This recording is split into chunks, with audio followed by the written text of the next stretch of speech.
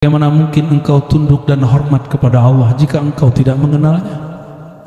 Jadi cara khusyuk cuma satu, ngaji ma'rifat. Ngaji. Kalau Bang Dik ini turun dari mobil, Bang Dik diundang, orang yang diundang dan orang yang paling ditunggu-tunggu di suatu acara, tapi satpamnya nggak kenal Bang Dik, ditegur nggak dia? Lo ngapain sini? Gitu kan? Karena dia nggak kenal sama Bang Dik. Tapi kalau dia kenal Bang Dik, berebut ngambil tangannya atau mayungin dia, atau malah kalau sempat selfie dulu. Bener nggak? Bener. Kalau udah kenal, tunduk, dia langsung tunduk. Itu yang disebut khusyuk. Maka al khusyuk natijatul ma'rifah. Khusyuk itu buah bermakrifat. Kalau sudah kenal, pasti engkau khusyuk. Maka khusyuk itu bukan nangis-nangis begini. Nangis itu hal. Ada hal, ada makom. Hal itu kondisi yang berubah-ubah. Makom itu kondisi yang tetap. Beda nggak? Apa beda hal dan makom? Hal itu kondisi yang berubah. Kalau makom, dia tetap. Kalau khusyuknya masih hal dalam bentuk menangis, maka orang cari-cari nangis. Dia kira nangis itu khusyuk. Enggak, nangis itunya halnya khusyuk. Makomnya khusyuk, ma'rifat. Engkau kenal yang engkau sembah, pasti khusyuk. Walaupun mata dibuka, walaupun tidak menangis, maka tangis atau tidak menangis bagi orang yang kenal sama. Yang penting dia hormat kepada yang dikenalinya. Yang penting dia ta'zim kepada yang dikenalinya. Inilah rahasia kenapa sholat dimulai dengan akbar. Allahu akbar.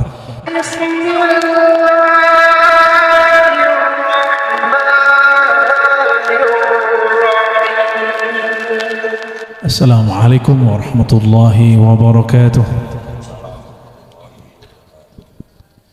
Alhamdulillahi nuris samawati wal ard. والحمد لله الذي نور قلوب عباده بالمعارف والحمد لله الذي نور السماء بأذكار الملائكة ونور الأرض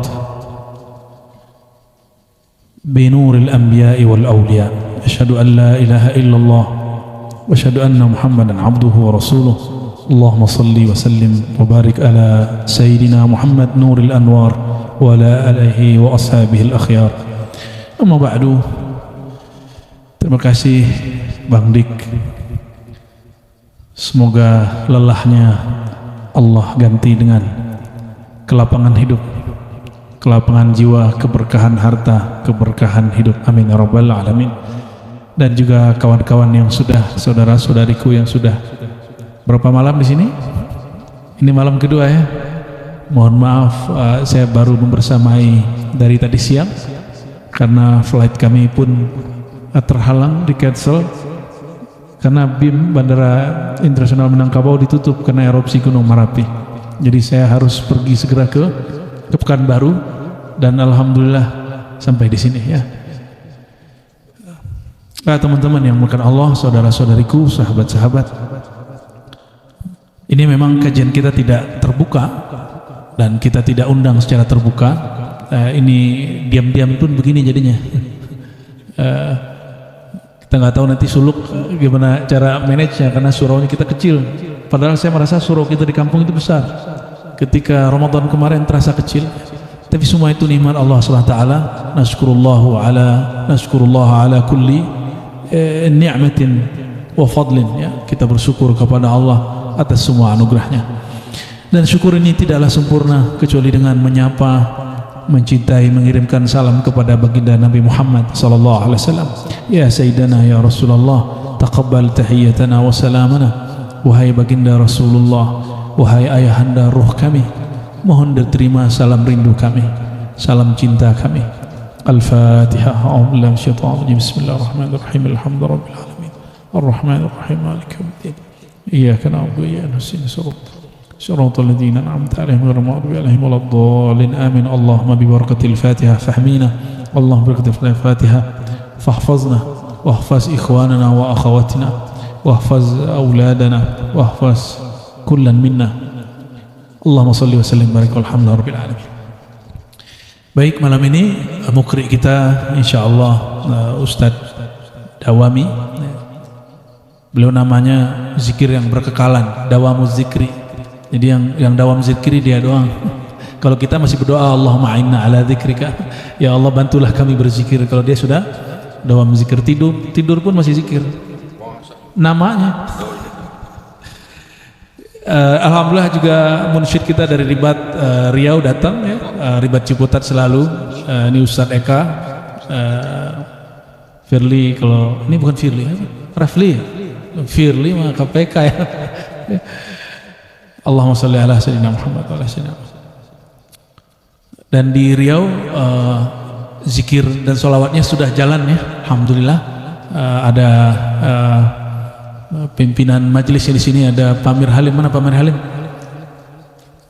Oh, ini depan saya. Menghilang di dalam yang hilang di yang terang namanya.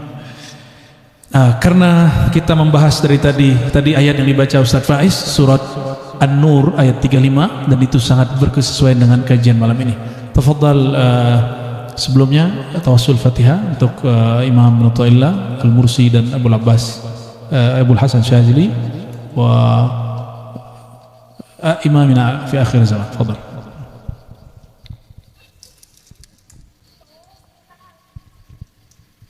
Bismillahirrahmanirrahim.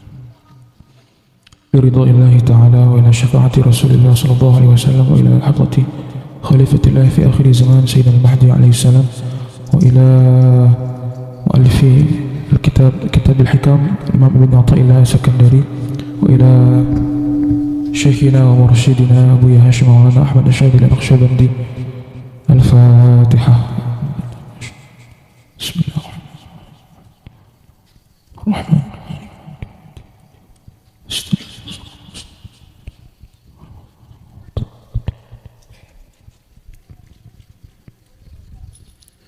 Bismillahirrahmanirrahim. Bisanadikumul muttasil ila al-imam Ibn Athaillah as-Sakandari, nafa'ana Allah bihi wa bi'ulumihi wa bi'asrarihi fid dharain amin. Qala idfin wujudaka fi ardil khumul.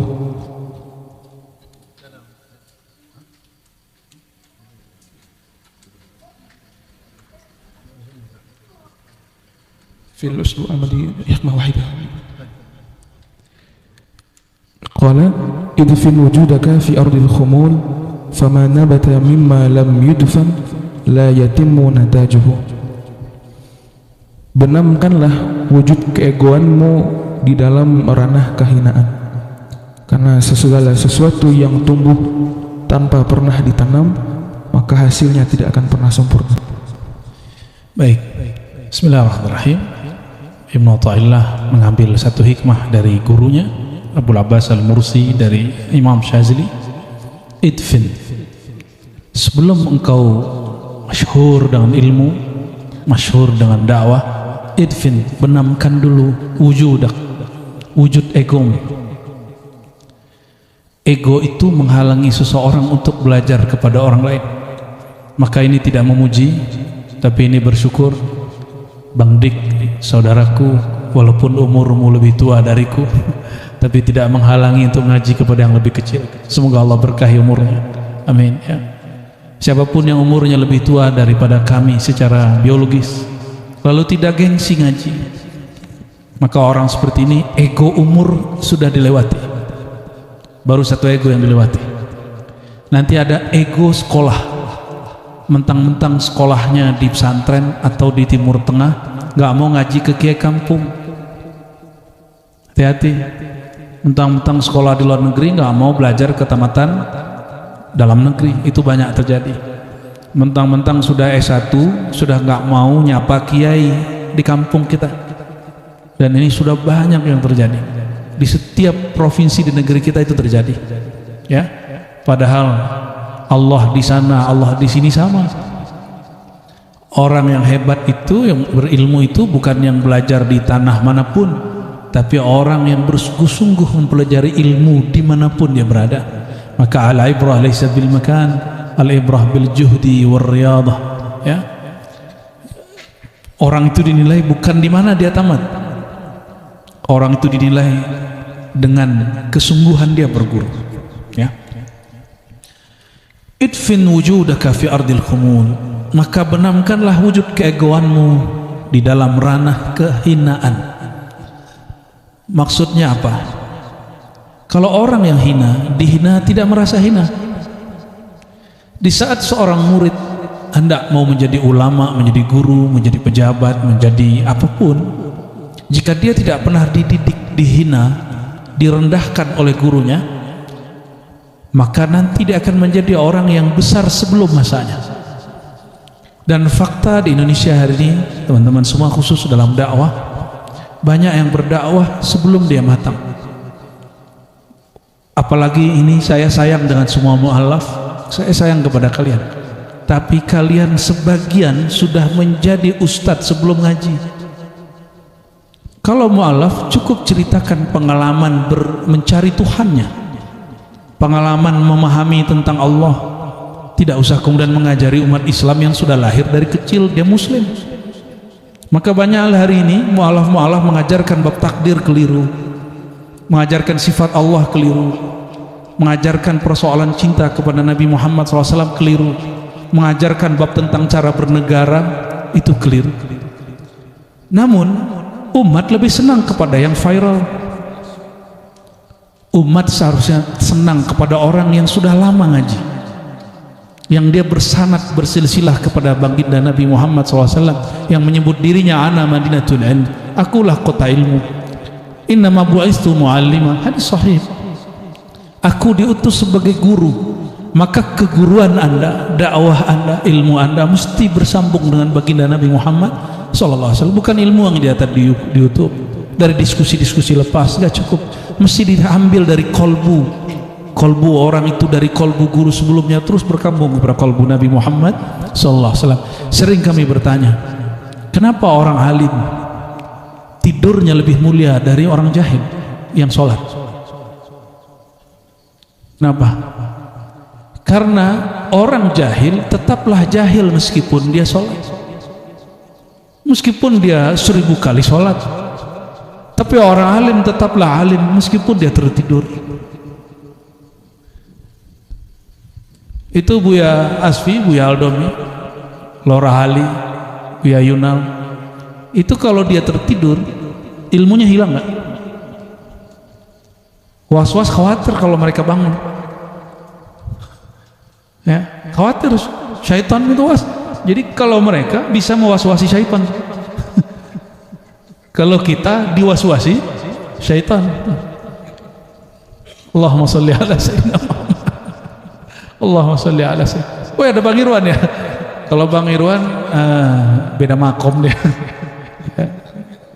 Alhamdulillah, yang penting suka ngaji aja. Orang yang tidak pernah dihina dalam belajarnya, nanti ketika dia dihina waktu dia menjabat, dia akan emosional.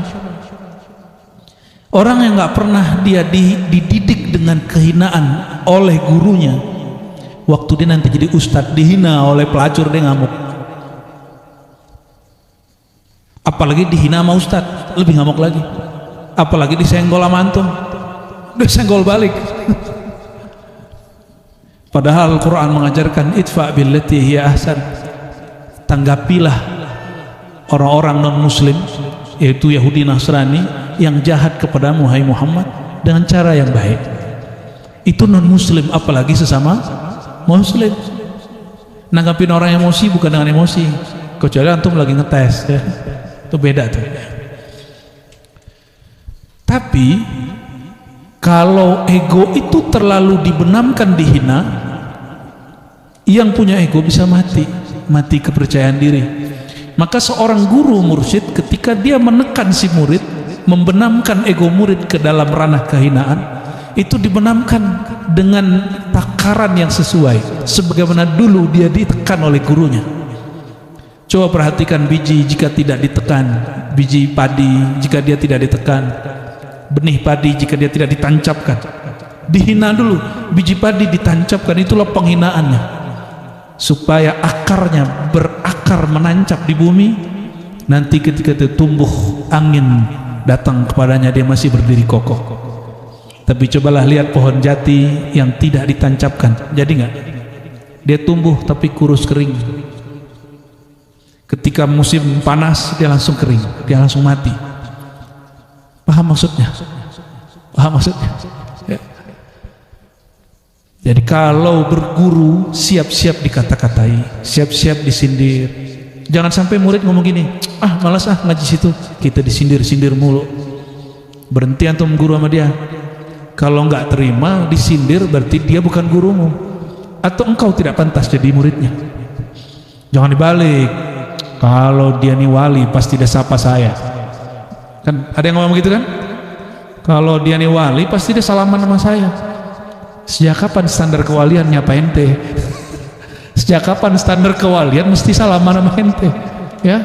Sejak kapan syarat kewalian mesti kenal nama ente? Mana dalilnya? Hah?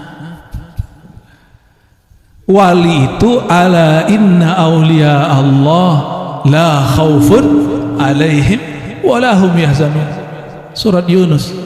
Ketahuilah Allah buat pengumuman, ala pengumuman, wahai hamba-hambaku, yang disebut wali Allah bukan yang berserban begini, bukan yang bergamis begini, apalagi kopiah begitu nggak jelas gitu.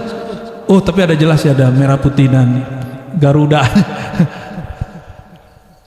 Yang disebut wali itu la khauf, tidak ada rasa gelisah di dalam dirinya, walahum yahzanun, dan tidak ada patah hati di dalam jiwanya. Gimana? Gelisah nggak? Antum nggak wali, masa wali gelisah? Sejak kapan wali gelisah?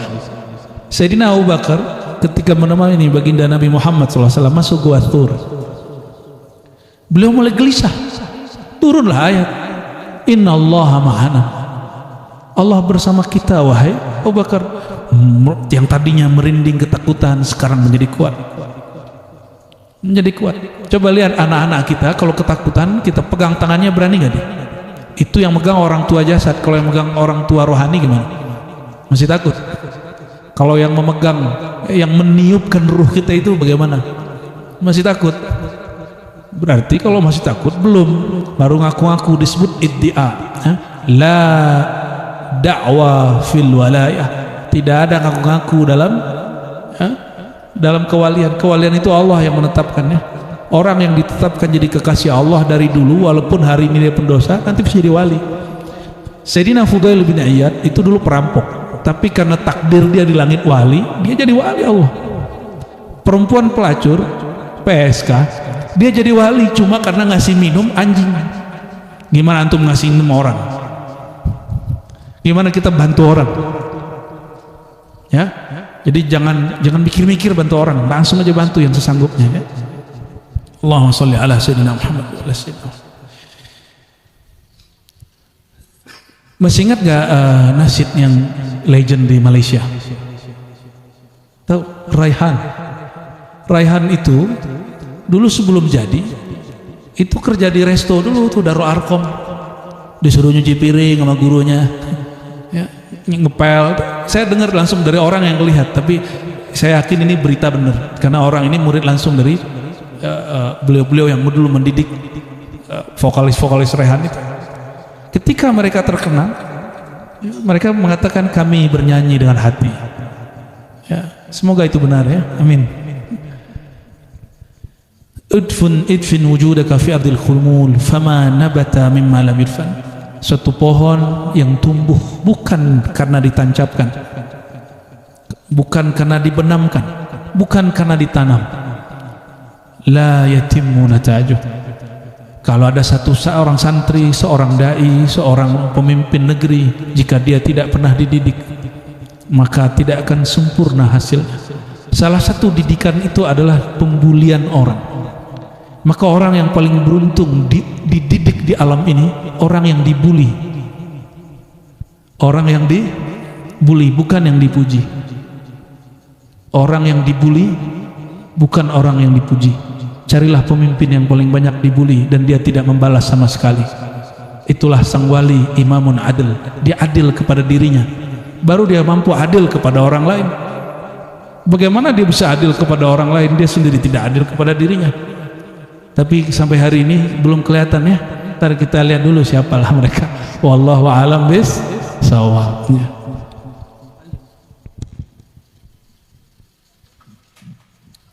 Bismillahirrahmanirrahim. Ma nafa'al qalba syai'un mithlu uzlatin yadkhulu biha maidana fikratin. Tidak adalah satu apapun yang lebih bermanfaat bagi kalbu melainkan uzlah, yang mana dengan uzlah tersebut seseorang bisa masuk menerobos ke dalam medan fikirnya. Nafa'al qalba, tidak ada yang lebih bermanfaat bagi kalbu. Punya kalbu nggak? Punya kalbu? Benar? Serius? Insyaallah yang hadir semuanya adalah orang yang punya kalbu ya. Tidak ada yang bermanfaat bagi kalbu melebihi uzlah. Apa arti uzlah? Menyendiri. Ini belum kajian rohani. Mau nulis skripsi, nulis paper, besok nulis artikel, mau presentasi besok di kelas, perlu time ini enggak? Time sendiri enggak? Betul? Bener ya? Ente kalau ceramah perlu persiapan nggak? Persiapan sendiri gitu, nggak diganggu, bener ya? Bener kan? Sama. Buya Aldomi nulis disertasi itu sembari main-main atau menyendiri? Itu gudang kitabnya Buya Asfi itu jadi saksi dulu itu ya. Tempat menyendiri Buya Aldomi sampai kesetrum itu orang, alhamdulillah masih hidup. Coba lihat jarinya tuh ya. Tuh jarinya dulu udah kena setrum. Semakin disetrum semakin kuat zikir sama nih. Bismillahirrahmanirrahim. Ya, berkat nama Allah masih hidup. Ya, berkat nama Allah masih hidup. Ya. Jangankan lagi jaga, lagi tidur pun zikirnya zikir saman. Allah la ilaha illallah. Ya. Kalau antum ngigaunya apa? Betty gitu ya. Susan gitu. Tidak ada yang bermanfaat bagi kalbu untuk menelurkan ilmu, untuk menghasilkan satu pemikiran kecuali beruzlah. Kalau kita punya kerjaan, mau ingin memikirkan satu program, perlu menyendiri nggak? Perlu menyendiri. Kalau urusan dunia begitu, apalagi urusan akhirat. Maka guru kami dulu berkalam, Ar-Razi, sebelum kamu berdakwah, kamu selesaikan suluk khalwat uzlahmu. Maka saya ikut terus dengan guru saya itu. Dan jangan salah teman-teman, kami kuliah sampai S2 S3 itu guru saya di kampung nggak sekolah, tapi mereka sekolah di surau. Dan sekolah-sekolah zawiyah zikir, surau-surau, ribat-ribat zikir itu berbeda dengan sekolah yang ada di kampus. Kampus mendidik ini. Betapa tidak adilnya manusia. Kita kalau menulis skripsi, kita siap disalah-salahkan orang, benar nggak? Dikata-katai oleh dosen pembimbing, dosen penguji. Tapi antum ketika bermursyid, mursyid itu artinya pembimbing. Mursyid juga berarti mukhtabir, murabbi. Murabbi itu yang ngaduk-ngaduk kita. Kalau dia sedang menguji, masa murid ngomong ini, masa ini diuji sama gua sama dia? Ada murid ngomong gitu? Ya, ada murid ngomong begitu. Masa kita dites-tes sama guru kita? Yang dia siapa? Dia guru ente, maka dia uji ente. Kecuali dia cuma ustadz mubaligh. Jadi bedakan teman-teman. Guru itu ada guru mubaligh, ada guru murabbi, ada guru mursyid. Itu beda. Nanti kalau di ujung ada yang keempat, guru muwassil. Beres dulu yang 3, baru bisa yang 4. Guru mubaligh dia sekedar berceramah. Ada yang bisa bikin orang nangis, ada yang bisa bikin orang ketawa, ada yang bikin orang semangat. Sebatas itu. Ada guru yang kedua, guru yang murabbi. Murabbi ini dia mentor, dia trainer, dia bisa membuat sebuah game yang membuat antum tambah cerdas.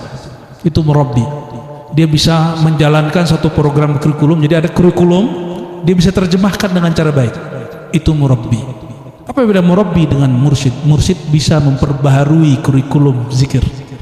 Mursyid yang hakiki. Jadi kalau mursyidnya baru mursyid murabbi, belum mursyid yang hakiki mustaqil, dia tidak dapat izin, nggak boleh buat zikir baru kalau nggak diizinkan oleh Allah Subhanahu wa Ta'ala. Ya, murabbi itu buahnya riyadhah latihan, suruh puasa, suruh tirakat, suruh jarang makan, suruh banyak zikir. Itu murabbi. Kebanyakan mursyid hari ini hanya mursyid murabbi. Yang ditempa cuma jiwa. Maka ujungnya nanti zuhud. Zuhud itu meninggalkan dunia, menalak dunia. Hanya satu bab dalam ilmu tasawuf. Ilmu tasawuf itu besar. Ya. Jadi kalau bab zuhud, bab fakir itu hanya 2 bab. Ilmu tasawuf lebih dari itu. Maka sufi tidak mesti orang yang bersifat fakir ataupun zuhud. Dia bisa ada sifat yang berikutnya. Ya, jangan salah paham. Ada guru yang apa, yang ketiga? Mursyid. Dan yang keempat, baru musil, bisa menghantarkan kehadiran Allah Subhanahu wa ta'ala. Kalau mau ke Allah lewat Rasulullah dulu. Kalau lewat Rasulullah, lewat sahabat-sahabat Rasulullah sallallahu alaihi wasallam, ya. Tidak ada yang lebih bermanfaat bagi kolbu daripada uzlah menyendiri. Yadkhulu biha maidan fikrah. Dengannya masuklah seorang murid, seorang hamba ke dalam medan, dimensi, medan, ruang tafakkur, fikrah. Apa maksudnya ini? Jadi di dalam diri kita ada ruang untuk berpikir, dan itu tidak dapat bekerja kecuali jika orang itu menyendiri. Mau mikirin dunia, apalagi mikirin akhirat, apalagi mikirin ayat, kalau tidak punya cara untuk menyendiri, maka seseorang itu gak ada buah pikirannya. Maka teman-teman, sahabat-sahabatku semua, ilmu itu ada 2. Ilmu yang muktasab, ilmu yang dicari.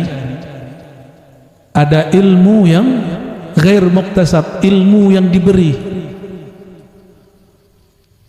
Kalau dicari sebatas saya paling rajin ngaji, banyak ilmunya, banyak datanya.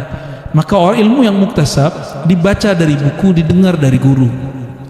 Tapi ada ilmu yang kedua, ghair muktasab. Disebut muktasab ini ghair muktasab ada 2, ada wahbi, hadiah dari Allah, anugerah, ada ladunni, langsung diajar Allah, itu beda. Kalau wahbi atau futuh, belajar 3 bab dapatnya 5 bab, itu namanya wahbi atau futuhi. Kalau laduni, ini sembarang orang hari ini nyebut laduni kok jadi silat? Ada yang nyebut ilmu laduni jadi silat? Itu bukan laduni ilahi, itu ladunian. Mohon maaf ahli silat, ya, tolong ente jangan gunakan istilah laduni untuk silat, ya, merendahkan istilah laduni. Yang menggunakan istilah laduni bukan guru silat ente, tapi Imam Ghazali. Kembalikan istilahnya kepada Imam Ghazali, ya. Dulu silat itu cara dakwahnya para wali. Sang wali itu dapat laduni, sang walinya. Tapi kalau ente silat belum tentu itu laduni. Walinya betul dapat laduni. Ini mohon maaf saya belak-belakan aja, karena hari ini nama laduni ini turun kelas. Ilmu laduni kok jadi ilmu silat, ya. Apalagi jadi ilmu pelet, gak nyambung itu. Laduni itu dari bahasa Arab langsung. Kalau langsung diajar Allah berarti mesti ketemu. Paham? Kalau antum belum ketemu, jangan ngaku-ngaku laduni. Dan gak mungkin ketemu kecuali melalui kolbu Nabi Muhammad SAW. Jadi kalau dia bilang aneh ketemu, belum tentu. Siapa tahu syaitan yang mengaku jadi Allah. Gak mungkin, mustahil. Mesti lewat kolbu baginda Nabi Muhammad SAW. Sayyidina Jibril mau naik aras kebakar. Kalau kita kira-kira apa? Gosong, langsung meledak, mungkin langsung otaknya langsung meledak. Jadi jangan sembarangan kita gunakan istilah-istilah seperti ini, ya. Jadi ada ilmu ada 2 macam. Pertama apa? Muktasab. Apa arti muktasab? Diusahakan, dicari. Ada ilmu yang kedua, wahbi, anugerah atau futuhi, dibukakan Allah, ya. Nah ini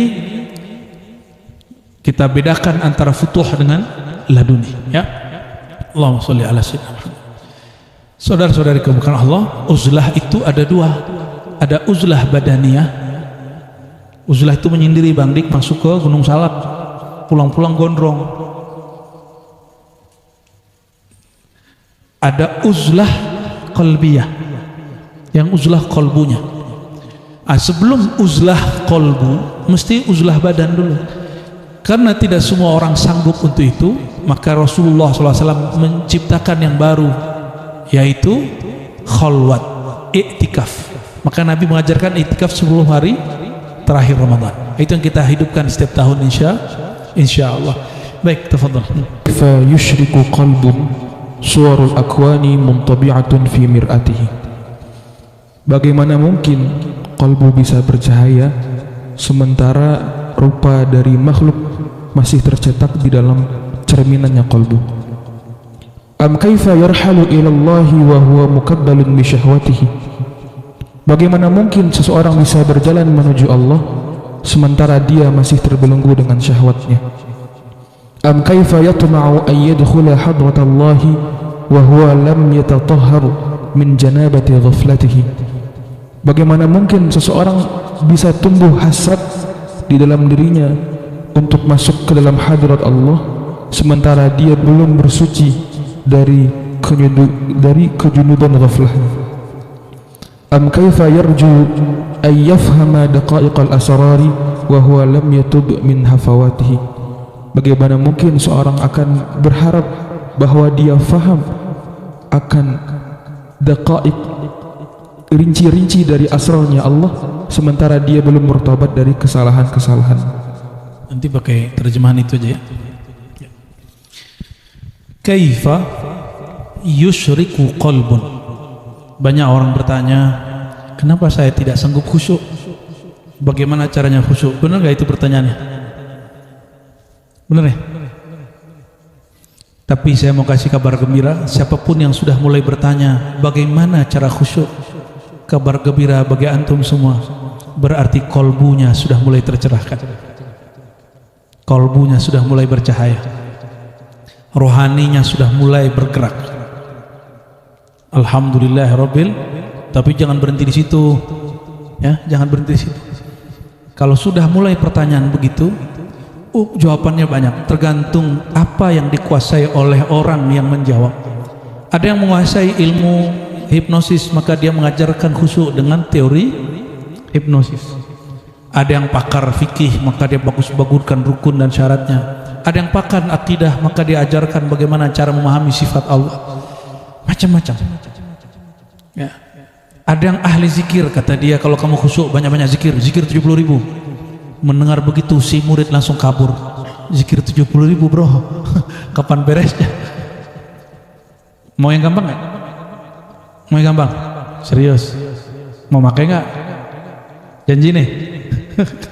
Yang kencang. Khusyuk itu artinya tunduk dan hormat. Bagaimana mungkin engkau tunduk dan hormat kepada Allah jika engkau tidak mengenalnya? Jadi cara khusyuk cuma satu, ngaji ma'rifat. Ngaji. Kalau Bang Dik ini turun dari mobil, Bang Dik diundang, orang yang diundang dan orang yang paling ditunggu-tunggu di suatu acara, tapi satpamnya nggak kenal Bang Dik, ditegur nggak dia? Lo ngapain sini? Gitu kan? Karena dia nggak kenal sama Bang Dik. Tapi kalau dia kenal Bang Dik, berebut ngambil tangannya atau mayungin dia, atau malah kalau sempat selfie dulu. Benar nggak? Benar. Kalau udah kenal, tunduk, dia langsung tunduk. Itu yang disebut khusyuk.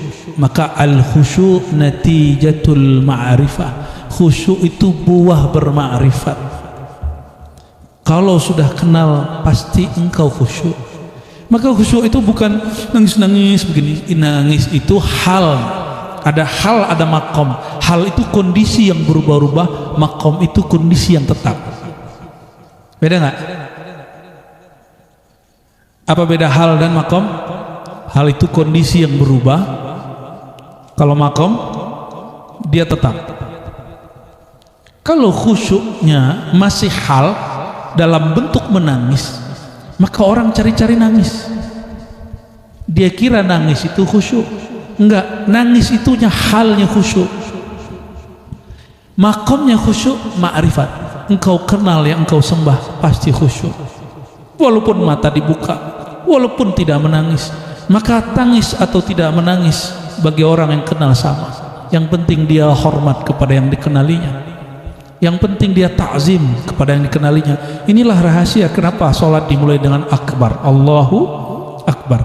Maka orang yang kenal dengan Allahu akbar, dia mengatakan, ya Rabb, ana asghar bar ana la wujud, ana ghair mawjud, ya.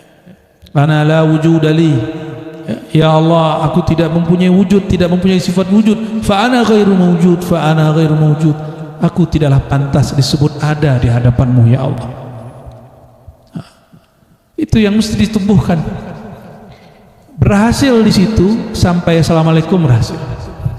Karena dia sudah kenal diri, dia kecil, bahkan diri dia tidak pantas disebut ada, apalagi kecil. Kecil pun masih ada. Orang yang masih merasa dirinya yang mampu sholat, dia syirik khafi. Dia syirik khafi. Suatu saat dia akan menyebut-nyebut sholatnya di hadapan orang. Antum sedekah lalu merasa sedekah itu harta kita.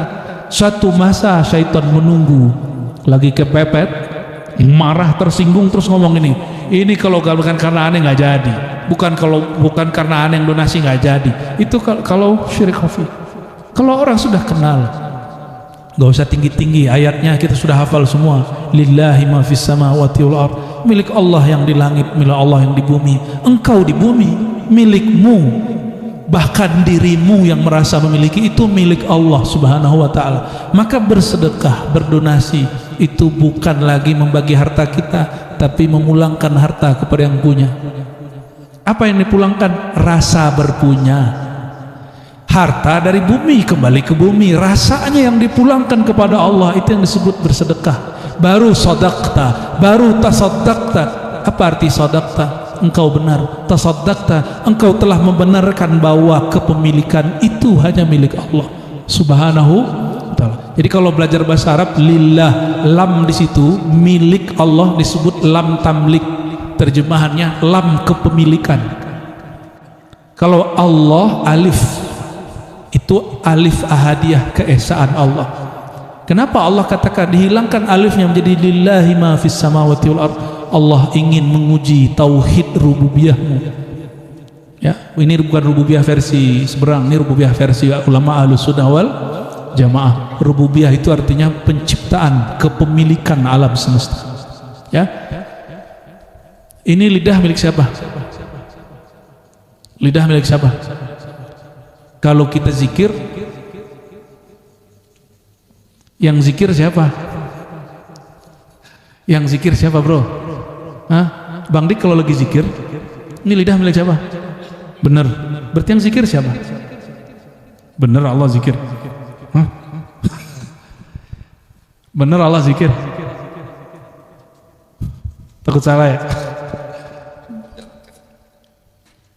Ini milik Allah, tubuh ini milik Allah. Maka ketika kita zikir, kita sholat, kita sedekah, itu sebenarnya Allah sendiri yang bersedekah, Allah sendiri yang berzikir. Inilah maksud fazkuruni azkurkum. Engkau sebut aku, saat itulah aku sebut engkau. Ingin disebut-sebut oleh Allah, sebutlah nama Allah. Betapa senangnya seorang kekasih, nama dia disebut-sebut kekasihnya. Betapa senangnya seorang sahabat, dia masih diingat oleh sahabatnya. Betul nggak? Ada teman kita lewat depan rumah nggak mampir, atau minimal nggak nyapa, bro, aneh lewat depan rumah ente tapi maaf nggak bisa mampir. Kita ngomong apa? Gitu ya? Gitu ya temenan ya? Gitu nggak? Artinya kita sindir dia, ente nggak, bukan sahabat sejati gitu. Ya. Allahumma sholli ala sayyidina Muhammad. Jadi kalau ada orang bertanya bagaimana cara menikmati zikir, nah, berarti dia sudah mulai kolbunya masuk ke alam diri. Saudara-saudari karena Allah, diri kita dibagi dua, diri yang zahir, diri yang batin. Berapa pembagiannya? Ini yang hadir di sini zahir batin nggak? Bener, nggak ada yang masih buka WA kan, kecuali panitia. Ya. Diri yang zahir ini badan. badan ini bagian dari alam. Alhamdulillahi Rabbil, segala puji. Maka tubuh ini dari ujung ubun-ubun sampai ujung kaki dia memuji Rabbul Alamin. Apa arti Rabb? Pemilik alam. Ini alam, ini tubuh, ini alam. Tubuh kita berzikir tiap hari. Maka kalau lisan antum zikir, kolbu zikir, tubuh otomatis bergetar. Ini yang disebut getaran zikir. Jadi tubuh kita selalu berzikir, alam ini selalu berzikir. Jadi kita nggak pakai ilmu aneh-aneh. Torikot kita nggak aneh-aneh. Kan ada orang nanya, torikot enti kok aneh? Aneh di mana? Ngajinya kitab hikam, emang aneh? Kalau ngaji kitab hikam aneh, maka Ibnu Athaillah adalah orang paling aneh di alam semesta. Zikir kita pagi sore sama kan? Kok zikirnya illallah illallah? Tadi ada yang bertanya di hatinya, kok zikirnya illallah? La ilahanya kan sudah, la ilaha illallah, la ilaha. Kayaknya masih banyak galaunya. Kita pendekin. La ilaha nafi, meniadakan. Illallah isbat, menetapkan Allah. Kalau yang tiada sudah tiada, cukup Allah, illallah, illallah. Dan saya ngambil ijazah itu bukan di sini, bukan di Bogor, bukan di Jakarta, bukan di Padang, bukan di Payakumbuh. Ijazahnya langsung di Mekah. Ada seorang mursyid syekh yang saya nggak mungkin sebutkan nama beliau, yang mengijazahkan zikir illallah, illallah. Ya, ada mursyid, termasuk kalau Allah banyak, ada di Padang, ada di Banjar, ada di Jawa, ada di Arab yang mengijazahkan zikir itu diambil dari Quran. Huwallahu alladzi la ilaha illahu. Lalu ada perintah, kul, bacalah huwallahu ahad. Maka Allah itu sunnah. Yang bilang itu bid'ah, ya salam. Ya, berarti baju kita beda bro. Ya sudah, ya nggak usah debat. Kaifa yusyriku qalbun, bagaimanalah hati akan bersinar. Suwarul akwan, jika gambaran-gambaran alam dunia muntabi'atun fi mir'atih, masih bercokol di dalam cerminannya, ya.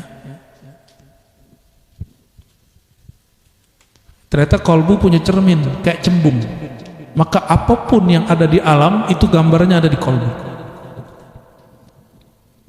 Kalau kolbunya tambah bersih, dia tembus ke langit 1, bersih lagi langit 2, bersih lagi langit 3, terus sampai ke langit 7 mahfuz.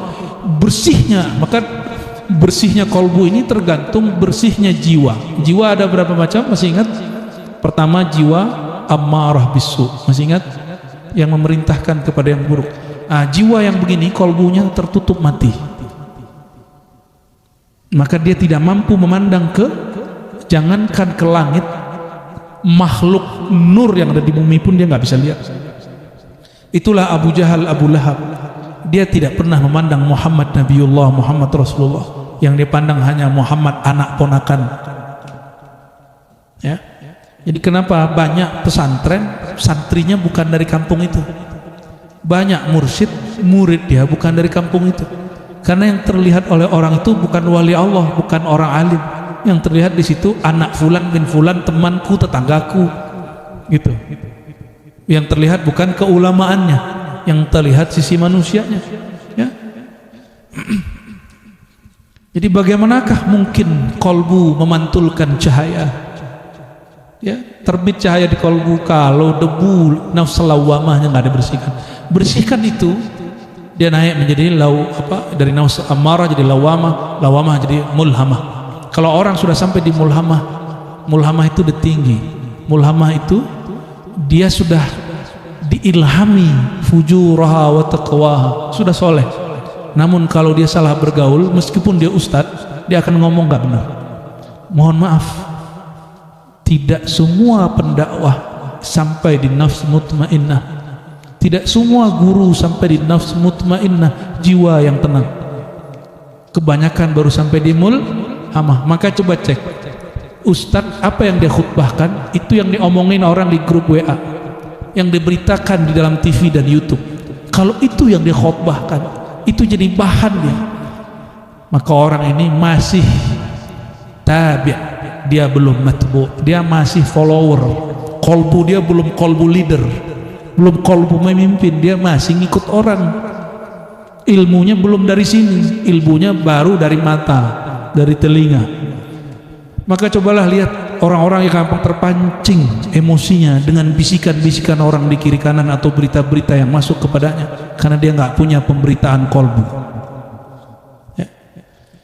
Saudara-saudariku yang bukan Allah, maka kolbu tidak akan dapat menerbitkan ilham dengan baik kalau debu-debunya belum dibenerin. Bang Dik pernah berkaca di cermin tapi nggak lihat muka di situ, melihatnya apa? Bayang-bayang, nggak jelas. Kenapa? Mukanya jadi debu atau cerminnya yang masalah? Cerminnya udah lama Bang Dik nggak dibersihin. Jangan sedih dulu. Jadi kolbu ini setiap hari dia kotor. Ini handphone ini yang paling cepat ngotorin, paling cepat. Bayangkan di zaman Sayyidina Abdullah bin Abbas, orang ngumpul-ngumpul nyanyi disebut lahul hadis, melalaikan. Seandainya Ibnu Abbas hidup hari ini, apa kata beliau? Yang melalaikan itu. Ya, jadi mohon maaf yang kontak-kontak saya jarang megang handphone emang. Ya. Dan saya sedih sekali ngeliat ada orang yang nggak bisa lepas dari handphone, sedih sekali. Ya. Kenapa? Berarti ketergantungan dia kepada hal itu sangat kuat. Tapi mau gimana lagi? Ada orang yang bekerjanya pakai itu. Kalau antum jadi pemimpin atau ngurus atau organisasi perusahaan, wajib pegang. Maka kalau itu keadaannya, imbangilah.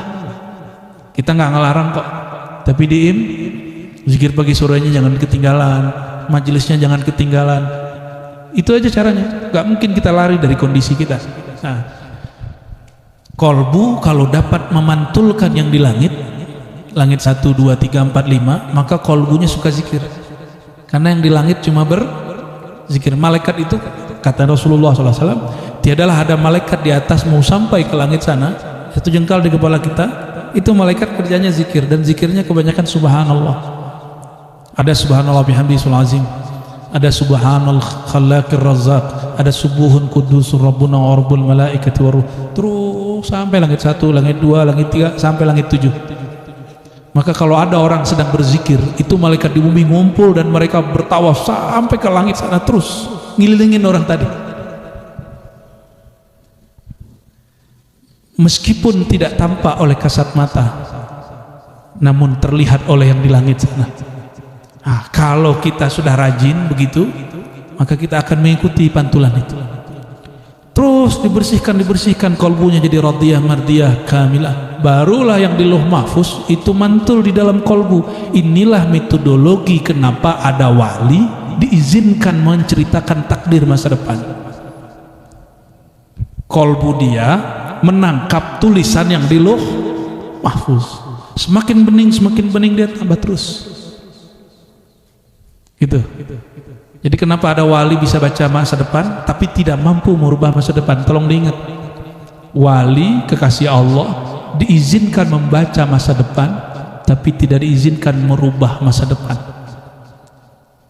Maka lebih baik tidak tahu masa depan. Jadi kalau antum masih nanya siapa presiden kita, tunggu aja lah. Ya, tunggu aja.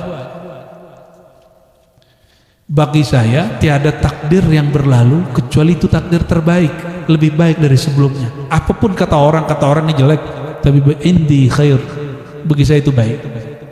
Bagi saya itu baik. Gimana? Menurut antum dulu lebih baik itu sekarang? Kalau bagi saya sekarang, ya, malam ini tuh malam tadi. Malam inilah. Alhamdulillahirabbil alamin. Udah ini panjang nih Bang Dik. Nanyalah dulu ya. Masya Allah, indah banget. Ilmu meniadakan kehadiran kita berpijak di buminya Allah ini. Makom tertentu, walaupun agama kita bukanlah agama yang untuk bermakom-makom ya. Buya, saya ingin tanya Buya, begitu banyak orang ingin menjadi orang yang soleh dan soleha. Saya ingin lebih akurat lagi Buya tentang pemahaman soleh dan soleha. Karena bagi saya orang soleh itu definisinya, mohon izin saya sana. Siap sana. Soleh itu adalah orang yang benar-benar memikirkan perbuatan baiknya, ibadahnya yang ada hubungannya dengan kemaslahatan orang banyak. Jadi kalau ada orang sholat di masjid, habis sholat dia berzikir, lalu orang teriak tolong gotong royong, kalau dia masih berzikir itu bukan orang soleh. Kalau ada sahabat saya temui di kelurahan karena dia menjaga loket, tiba-tiba antriannya panjang. Terus ketika saya cari orang itu, saya tanya, ini kenapa loketnya ngantri? Mana orangnya? Dia sedang sholat duha. Bagi saya dia bukan orang soleh. Kesolehan dia adalah menjaga loket. Nah, saya ini Bu ya,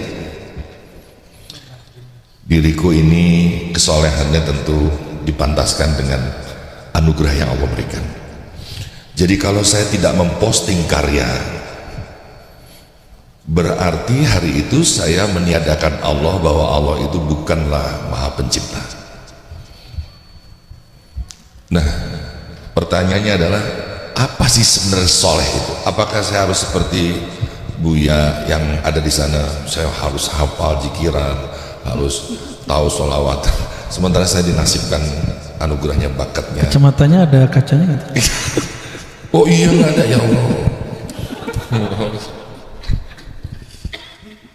Baik Bang Dik, pakai dulu Bang Dik. Allahumma sholli ala sayyidina Muhammad. Betul definisi Bang Dik itu benar, berarti ngajinya soheh. Soleh itu buyanya banyak. Berarti ngaji walaupun sekali sebulan, harapannya sekali seminggu lah ya, nggak datang ke riban gitu. Kan yang ngaji bukan hanya saya, insya Allah ya. Biar jadi saudaranya tambah kuat, dan ribat kita sudah ada beberapa kok ya, ada Ciputat, ada di Jati Keramat Bekasi, ada di mana-mana lah. Nanti Palembang juga udah jalan ya, Palembang ya, lanjut nih ke sini Lampung nih kayaknya nih. Ya, insyaallah ya, insyaallah. Apakah kesolehannya seperti orang Bang Dik ini yang ya, mungkin boleh kita sebut public figure? Dirimu mantan artis atau masih artis ya?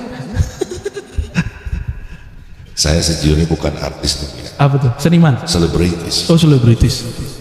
Karena sering digosipnya. Oh ya. Iwan sekarang tuh selebritis. Alhamdulillah. Dulu dia artis pemain bass. Sekarang digunjingkan. Alhamdulillah. Sekarang alhamdulillah dia mengikuti jerak gurunya, viral ya. Iya, jawabannya satu aja. Akhir surat Duha yang saya suruh Bang Dik baca bulan lalu. Ayo baca lagi. Akhir surat Duha. Masih ingat gak? Lah diulang dari awal deh. Bantu Faiz. Akhir surat. Wa amma bi ni'mati rabbika. Adapun didahulukan kalimat nikmat Tuhanmu, bukan kamu dulu. Allahnya didahulukan. Jika engkau melihat ini nikmat Allah, fahadith, engkau boleh share. Hadis itu bahasa gaulnya hari ini sharing lah, posting lah. Tapi syaratnya satu, engkau melihat bahwa itu nikmat Allah subhanahu wa ta'ala ya. Boleh banding. Maka teman-teman selebriti, teman-teman yang bergerak di dunia-dunia marketing atau yang berkaitan langsung dengan masyarakat, baik masyarakat offline ataupun online, atau politisi hari ini, mereka boleh, tapi dengan syarat satu, dia melihat bahwa itu nikmat Allah subhanahu wa ta'ala ya, anugerah. Bukan nyuruh jadi caleg, bukan boleh jadi caleg gitu ya. Banyak dari majelis yang hadir ya, mungkin teman-teman majelis ribat ada yang ingin bertanya, monggo angkat tangannya. Ada yang ingin bertanya? Mereka udah makan? Sudah ya. Ayo, ini andaikan ini bukan majelis, saya banyak banget ingin bertanya bersama Buya nih ya, karena terlalu banyak hidup ini kejanggalan-kejanggalan yang saya jalani gitu. Saya butuh panduan. Ada yang ingin bertanya? Ya, Mas itu. Oh, itu garuk-garuk. Irwan, coba kamu ingin bertanya apa? Kamu di tengah badai begini kamu nggak ingin nanya sama guru kamu, sombong amat. Terima kasih mic-nya Irwan. Kamu dicari di mana-mana. Padahal mohon izin Bu ya, kalau kita lihat beliau kan yang ngajinya lebih dari saya. Beneran dia. Dia kalau nggak sama saya mah terus kita gitu ya. Kemana-mananya. Kan harusnya nih secara logika dia bersih jalannya gitu. Ya, tanpa ada ujian. Ini justru dia nih jadi dicari-cari Bu ya dimanapun Bu ya. Rumah saya ramai isinya media aja Bu ya. Cuma gara-gara dia aja. Saya pikir, mereka pikir saya adalah teman dia, padahal kan bukan Bu ya. Hah? Ya anterin saya aja ke majelis. Supir tuh. Ayo Mat. Dari saya Bu ya, izin bertanya. Kadang kalau saya suka cerita sama teman mengenai yang saya pelajari di sini, dan teman bilang, misalkan seperti sholat, saya bilang, yang menggerakkan sholat ini bukan saya, tapi Allah. Jadi kita nggak bisa sombong. Dijawab, ajaran dari mana itu? Sholat makan niat kita katanya. Nah itu nyikapinnya gimana Bu ya dengan seperti itu orang kayak gitu? Cek dulu orangnya pembelajar atau orang jahil. Orangnya tukang ejek atau dia pembelajar. Jika dia jahil, fa'arid anil jahilin, tidak usah dijawab, tidak usah dilayani, maka berpalinglah dari orang jahil. Karena orang jahil tidak ada ditambah pengetahuan untuk dia kecuali bertambah kejahilannya. Tinggalin aja. Itu sebabnya teman-teman, saya tidak ridho antum berdebat di sosial media ya. Debat tuh fair ya, ketemu langsung. Tapi kita pernah diundang debat, cuma yang ngundang bohong, maka kita kena layani. Undangannya diskusi ilmiah diganti jadi basul masail. Kita nggak terima ya. Cari-cari masalah ya. Maka kita nggak terima. Saya pantang kalah debat, aslinya itu sifat buruk saya. Sifat buruk saya. Maka guru saya bilang, udah kamu nggak boleh debat. Ya udah, saya berhenti, mundur. Ternyata nikmatnya bukan main. Di saat kita mampu berdebat dan kita nggak berdebat, itu nikmat sekali. Itu yang disebut di hadis sorga bagi dia. Hadis Ibnu Majah itu kan, itu sorga. Dan saya minta maaf kepada buya-buya yang mewakili saya debat waktu itu ya. Mohon maaf, Lor Ali, Buya Asfi, mohon maaf. Tapi kan perintah juga toh. Dan akhirnya mereka nggak debat juga kan. Baru ngomong dipotong, nggak ada perdebatan, yang ada pembulian. Anda ikut dibully karena saya. Alhamdulillah Rabbil alamin. Tapi ada yang nggak tahan dibully ya nggak udah. Nah. Kalau orangnya jahil ini turunannya nanti iri dengki. Orang seperti ini nggak bisa dibenerin. Maka semua permusuhan mungkin dibenerin, mungkin diislah, kecuali permusuhan karena iri dengki. Nggak bisa diapa-apain. Maka persoalan Bang Irwan ini, apapun masalah di hari ini, itu nggak bisa diberesin kalau masalah kedengkian. Tapi kalau masalah kesalahpahaman, segera beresin. Pasti bisa diislah. Kalau kesalahpahaman, tapi kalau iri dengki nggak bisa diapa-apain. Ya, pasti masuk pengadilan. Beresnya di pengadilan. Bagaimana nanggepinnya? Cek dulu, dia ini pembelajar. Kalau pembelajar baru ceritain. Ajak dia ngobrol. Tubuhmu itu milikmu atau milik Allah? Kolbumu itu di hadis Nabi, engkau yang menguasai atau dalam genggaman Allah? Kata Nabi SAW, qulubu bani Adam, anak Adam, ini anak Adam bukan? Bener anak Adam nih? Apa anak monyet, anak kera? Keturunan Adam, kolbunya baina isba'ain min asabi'ir rahman, antara dua jari-jari Tuhan. Bukan dua jari ini, tapi jari Allah. Kita nggak tahu jari Allah maksudnya apa. Yang pasti Allah berkalam begitu.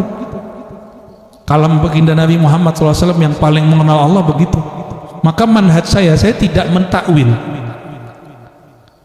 Yang mengenal Allah itu sendiri. Maka tidak perlu mentakwil kata jari, tidak perlu mentakwil kata istiwa. Meskipun saya membolehkan itu jika darurat, tapi dalam manhaj saya nggak perlu. Inilah manhaj para nabi, para sahabat. Jadi takwil itu lid darurah, karena hanya darurat. Khawatir orang awam terjebak kepada menggambar-gambarkan Allah, baru boleh ditakwil. Tapi nggak perlu di kita. Beresin basicnya, nanti selesai data. Kalbu aja Allah yang genggam. Maka kalau dia bilang sholat kan pakai hati kita, lo hati ente siapa yang menguasai? Gak usah pakai hati. Dia yang nanya, udah punya uban belum? Udah, tanya sama dia, rambutmu itu engkaukah yang menguasai? Jika benar, coba perintahkan kepada ubanmu, wahai uban, berhentilah engkau menjadi putih, jadilah hitam kembali. Bisa nggak? Satu rambut kasih tahu sama dia. Jika dia tidak sanggup, katakan berarti rambutmu yang ada di tubuhmu bukanlah milikmu, itu milik Allah Subhanahu wa Ta'ala. Benar kan nih? Ini ubarnya banyak kan? Wah, ada pamer langsung. Ya. Tanda istrinya banyak gitu. Lanjut. Apalagi pertanyaannya? Sudah? Ada satu lagi dari majelis. Baik, kalau nggak ada. Oh. Apakah ada juga di HP, di YouTube? Boleh ya. Silakan, dari mana? Assalamualaikum warahmatullahi wabarakatuh. Saya Pak Ibrahim dari Lampung. Saya mau konfirmasi ini, Buya. Ketika abang itu tadi nanya, saya teringat. Jadi pernah ada orang nanya dengan saya, kayaknya bukan jahil, dia serius. Dia tanya, apa benar Nabi Muhammad itu mi'rajnya terbang burung, terbang sangkar? Bahasanya ngeri kali Pak Haji. Iya. Lalu terus saya jawab, maunya di apa? Iya, maksud saya gini Bu ya, kalau salah tolong dibenarkan, kalau kurang benar tolong ditambah benarkan. Jadi saya jawab, hati-hati kamu nanya begitu. Kalau kamu sangkal Abu Bakar Siddiq itu bisa bangkit dari kuburnya. Karena sepengingat saya katanya itu yang duluan membenarkan. Jadi saya ajak ketemu. Begitu ketemu, saya tanya balik dengan dia, kamu pernah nggak berpikir yang masuk akal sama nggak masuk akal? Kalau mi'rajnya Nabi Muhammad terbang burung, terbang sangkar, itu hanya dia dengan Tuhannya yang tahu saja. Saya pun cuma dengar kabar. Seperti Nabi Ibrahim dibakar keringinan pun saya dengar kabar. Tapi insya Allah kabarnya itu sahih. Nah, sekarang saya tanya dengan kamu, ada nggak yang terjadi di diri kamu yang masuk akal dan tidak masuk akal? Silahkan jawab sendiri. Terdiam dia, berarti banyak yang nggak masuk akal. Nah, tolong diluruskan Bu ya, terima kasih. Alhamdulillah, dia salah orang deh ya. Nanyanya ke singa tasawuf deh. Baik, itu bahasa-bahasa Melayu lama. Apakah mi'raj itu dengan burung, terbang sangkar? Kalau bahasa kita dengan ruh dan jasad gitu ya. Jawabannya dua-duanya benar. Karena mi'raj itu lebih dari sekali. Antum nggak sangka kan jawaban ini? Mi'raj itu ada mi'raj ruhi, ada mi'raj ruhi wa jasadi. Mi'rajul ruhi wal jasadi. Jadi mi'raj itu lebih dari sekali. Dan itu sudah dikonfirmasi oleh ahli hadis di dalam kitab ahli hadis yang paling masyhur Fathul Bari karya Imam Al-Hafiz Ibnu Hajar Al-Asqalani. Beliau mengatakan bahwa hadis mi'raj itu menandakan bahwa mi'raj Nabi lebih dari sekali, dan beliau cenderung mengatakan 5 marrat, 5 kali. Yang jadi ada yang sughra, saghir, ada yang kubra, kabir. Mi'raj yang besar itulah mi'raj dengan sangkar, dengan tubuh, dengan ruh, dua-duanya. Jadi kalau ada orang mengatakan enggak, mi'raj itu cuma ruh, dia dapat satu riwayat, ya, kurang alim tuh orang. Kurang piknik namanya. Oh, mi'raj dengan tubuh dan dengan ruh, dan hanya sekali, ini orang pun kurang piknik. Dan betapa anehnya orang hari ini, ngaku ahli hadis, ngaku aswaja, tapi Sahih Bukhari nggak baca. Padahal peristiwa mi'raj diabadikan oleh para ulama dalam kitab-kitab mereka, direkam dengan baik dan muncul berkali-kali. Makanya ada riwayat Nabi Muhammad SAW ketemu Nabi Ibrahim di langit ke-6, ada riwayat ketemu Nabi Ibrahim di langit ke-7. Kalau Isra dari Al-Masjidil Haram ke Al-Masjidil Aqsa. Kalau Mi'raj dari bumi ke langit. Kalau Mi'raj yang akbar, yang besar, dari bumi langsung ke arasy Allah. ujungnya nanti arsy Allah. Dan tidak semua mi'raj begitu. Mi'raj pada Nabi itu adalah islahul anbiya wal mursalin. Jadi setiap nabi, setiap kekasih Allah itu Allah perbaiki dan Allah sempurnakan jiwa mereka, rohani mereka. Penyempurnaan Nabi Muhammad SAW itu dengan mi'raj yang paling besar itu, langsung diundang ke arsy Allah.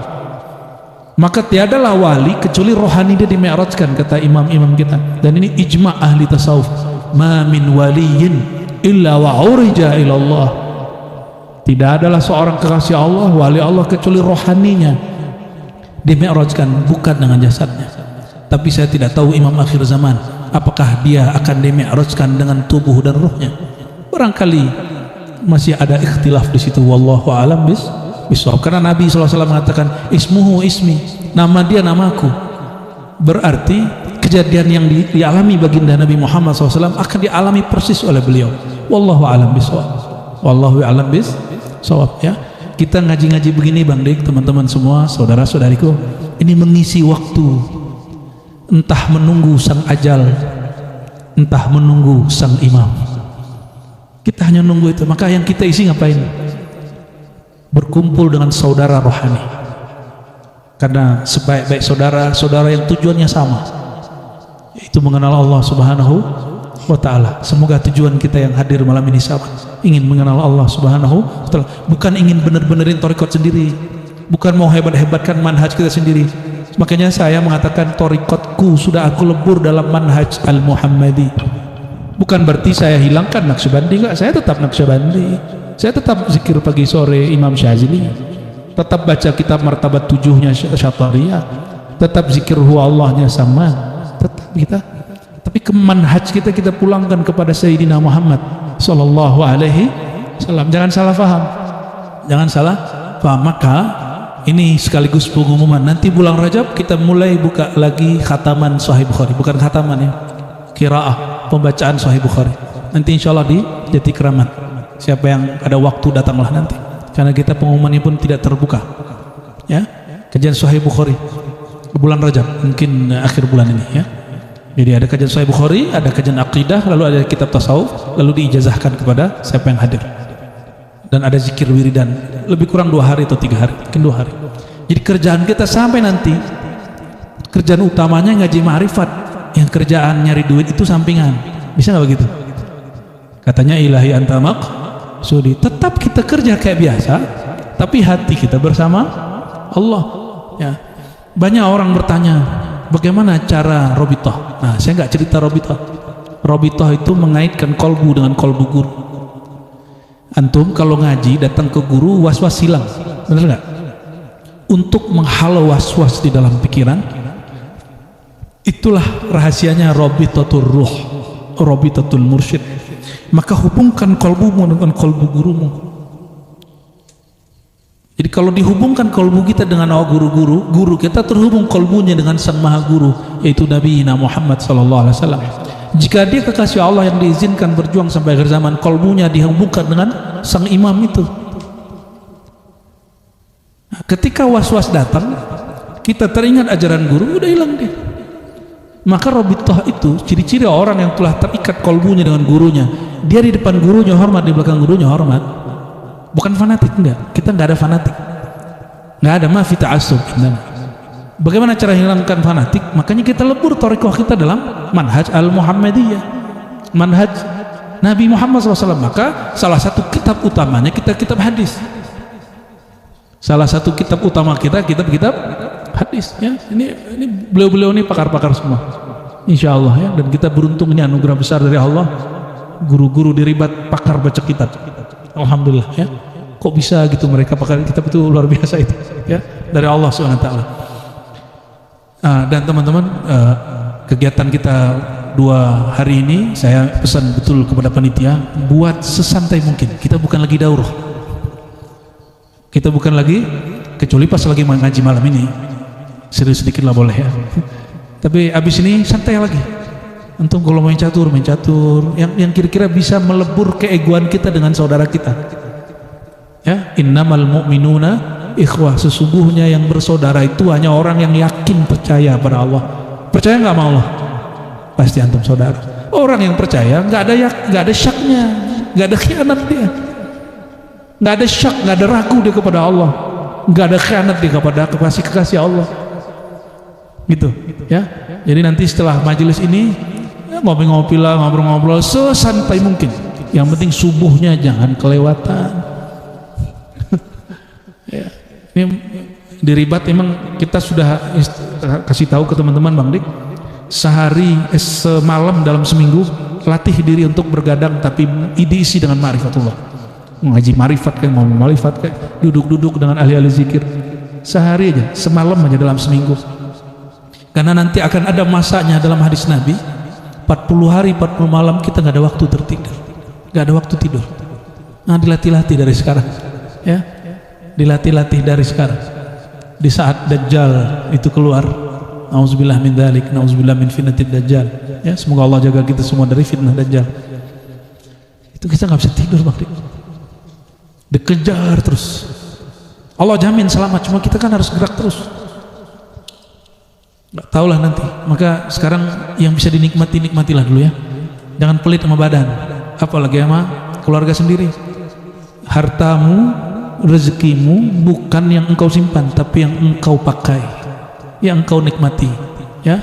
Ada nikmati, bukan boros-boros, bukan ya. Ini wa amma bi ni'mati rabbika fahaddis ya, terhadap nikmat Allah maka pakailah, sharinglah, postinglah, bagi-bagilah ya. Allahumma shalli ala sayyidina Muhammad. Menarik dari Buya, spesial banget buat Buya dan kita ini di bulan Rajab. Saya sering mendengar bulan Rajab ini adalah bulan kekasih memanggil kekasihnya, bulan menepi sebentar dari kehidupan. Sementara kalau saya bertanya di tempat lain, itu doif, itu bid'ah itu. Kalau kita puasa di bulan Rajab gitu loh, tidak menspesialkan bulan Rajab gitu loh. Apa yang membuat Rajab ini spesial? Karena ini banyak pemirsa kita disiarkan secara langsung mungkin belum memahami makna Rajab. Rajab itu nama anaknya Bang Dik. Nggak nyambung ya? Kalau ada orang mengatakan puasa Rajab itu bid'ah, maka jangan puasa di hari Senin dan Kamis bulan Rajab. Jangan puasa di awal dan di tengah dan di akhir bulan Rajab, karena di bulan Rajab masih ada hari Senin Kamis, masih ada awal, tengah dan akhir bulan ya. Benar nggak?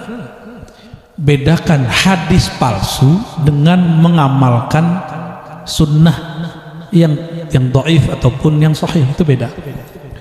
Ada hadis palsu, isi hadisnya belum tentu palsu. Ada berita palsu dibawa oleh orang yang suka memalsukan berita, tapi belum tentu berita dia salah semua. Semua hadis mengenai pahala puasa di bulan Rajab hadisnya dhaif jiddan, bahkan maudhu', palsu. Tetapi puasanya tidak dhaif.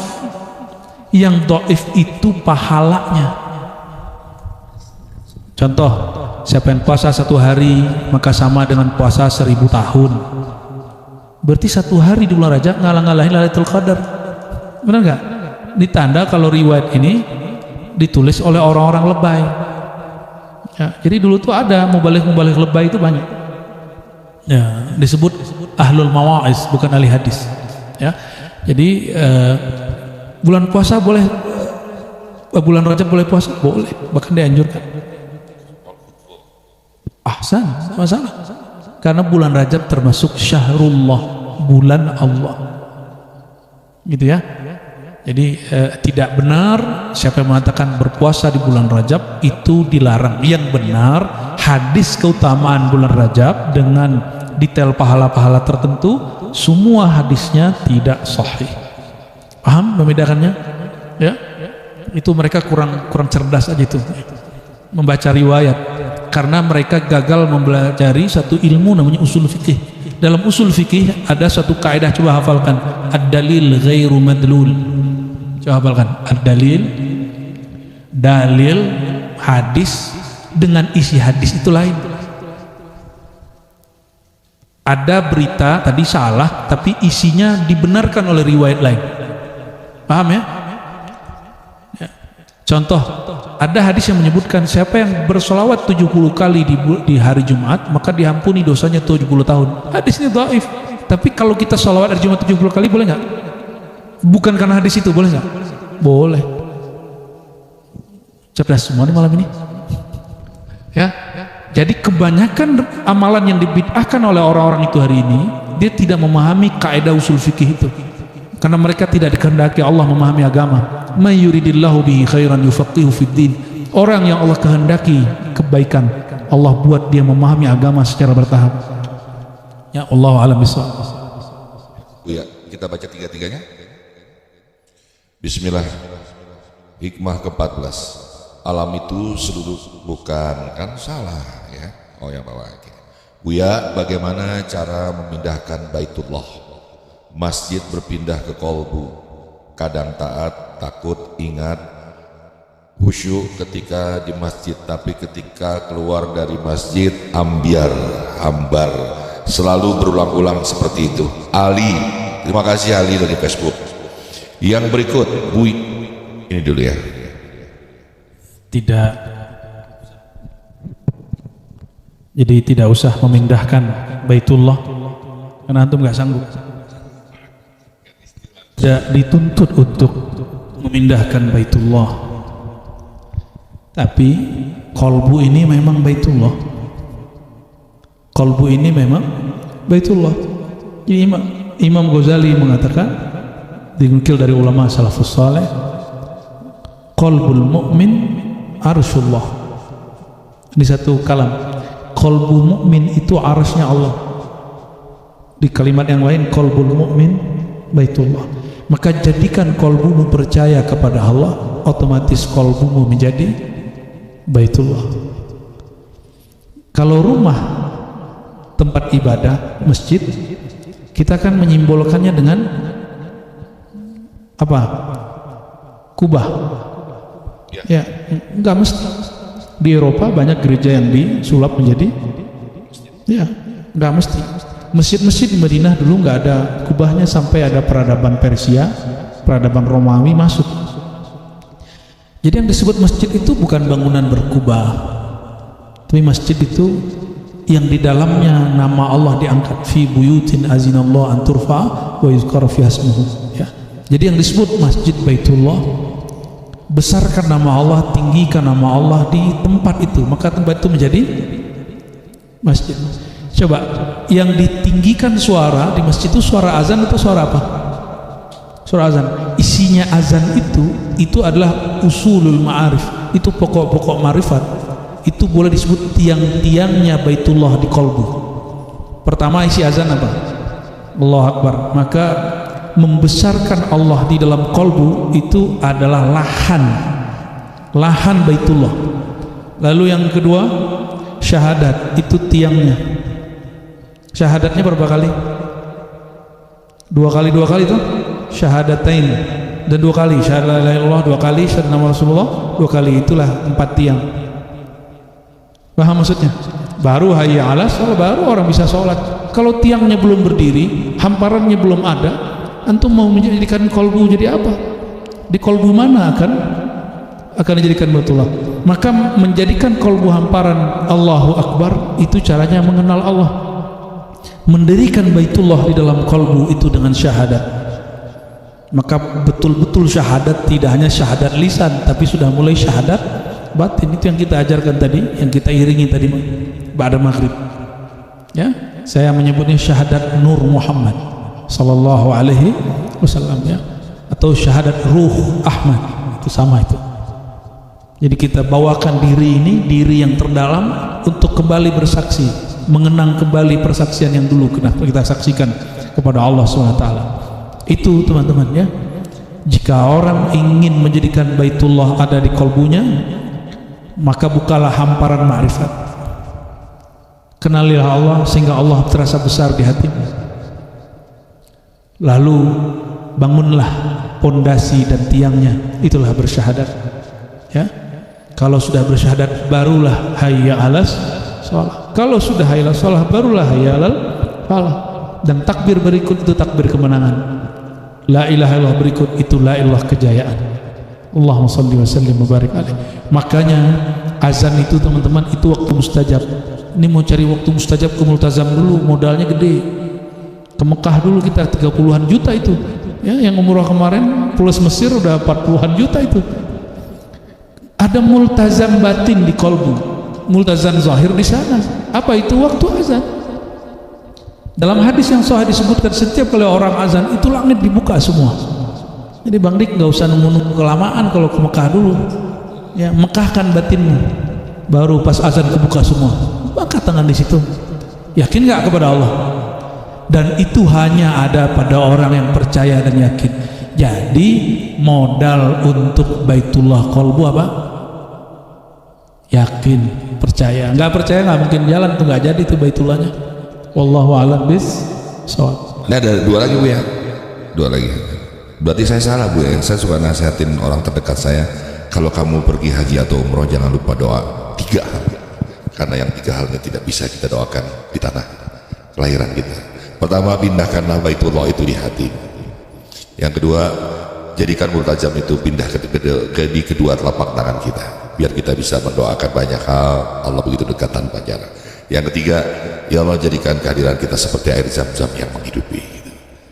Lanjut Bu ya. Bu ya, ada masa ketika saya sakit hati ini bilang tubuh ini dari perkataan ilahi, jika Allah izinkan bisa menyembuhkan diri sendiri, tapi ada kuncinya.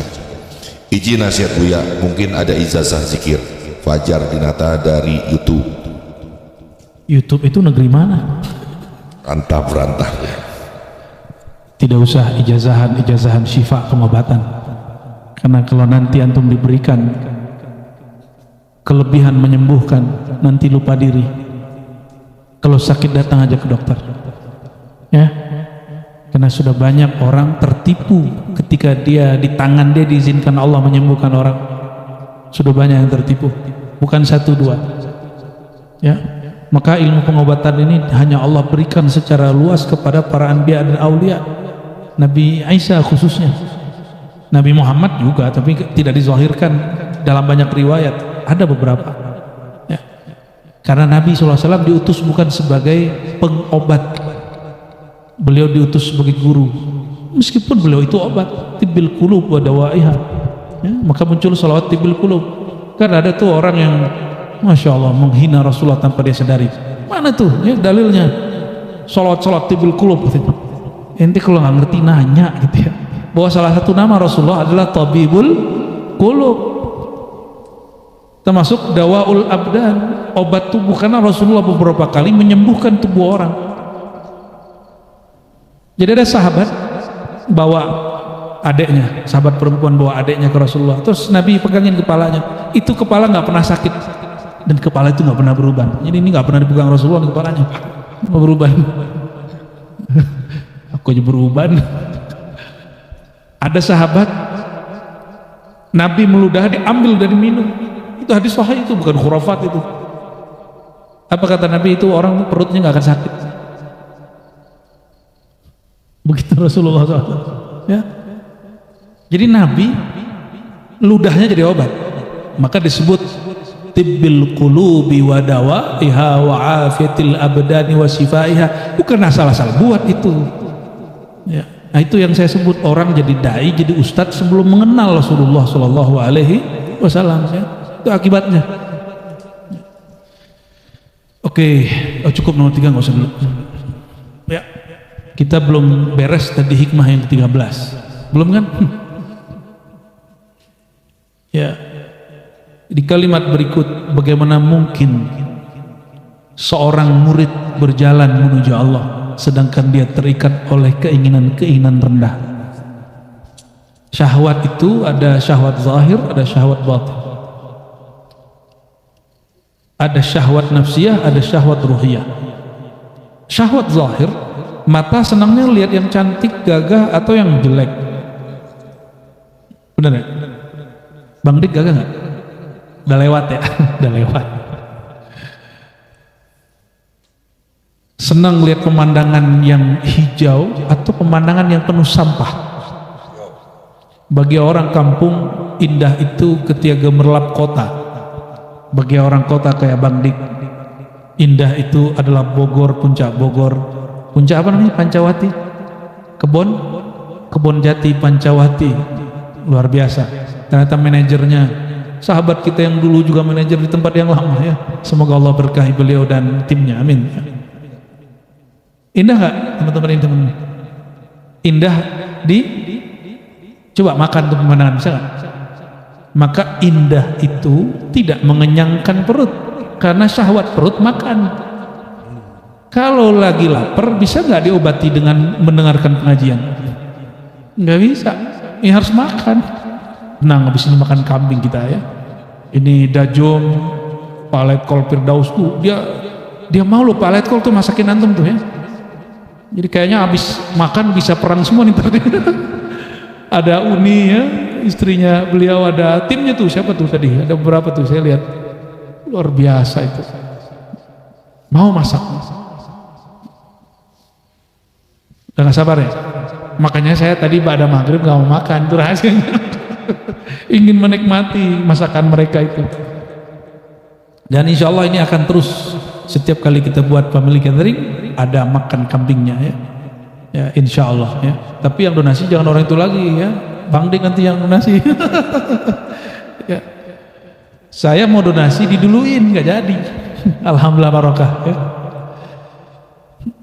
Bagaimana mungkin engkau rohanimu berjalan kepada Allah sedangkan engkau terikat oleh keinginan-keinginan rendah. Nah itu keinginan mata ya, keinginan telinga, keinginan lidah, keinginan perut. Jadi orang banyak sekali ngomong ini, saya itu ingin belajar Ustaz, tapi saya sibuk. Pas kita cek ternyata dia sibuk jalan-jalan, ya sibuk nongkrong di kafe, ya sibuk juga sih. Ya nggak apa-apa, kita nggak salahin juga, boleh. Ini juga kita juga suka nongkrong. Saya nyari pemandangan itu sampai motoran 12 jam tersesat sampai ke mau dekat ini apa tuh pantai dekat Sukabumi itu, iya ngikutin itu. Udah Syukri dan Kang Mancung itu. Ya, ternyata mereka nggak GPS-nya nggak sohe. Kira-kira 20 atau 15 menit itu mau nyampe di pantai. Pangandaran itu apa namanya itu? Ngapain coba? Tapi indah bener itu. Hanya untuk memanjakan mata. Ya. Bang Dik keok pasti, pinggangnya patah langsung. tapi jangan salah, yang ikut kita umur 50-an ikut motoran. Itu Haji Iman, Haji Syam ya. Palet kol Firdaus ikut tuh. Kalau yang muda-muda ini gempor nggak apa-apa. Jadi ingin memanjakan mata, orang cari pakai motor, mau macet-macet ke puncak, bener nggak?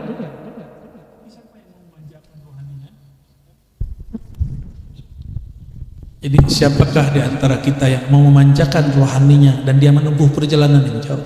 Semoga yang jalan dari kampungnya, dari tempat tinggalnya malam ini termasuk yang mencari itu. Amin ya rabbal alamin. Harusnya liburan malah ngaji kan malam minggu. Bagi kami hiburan rohani itu mengenal Allah.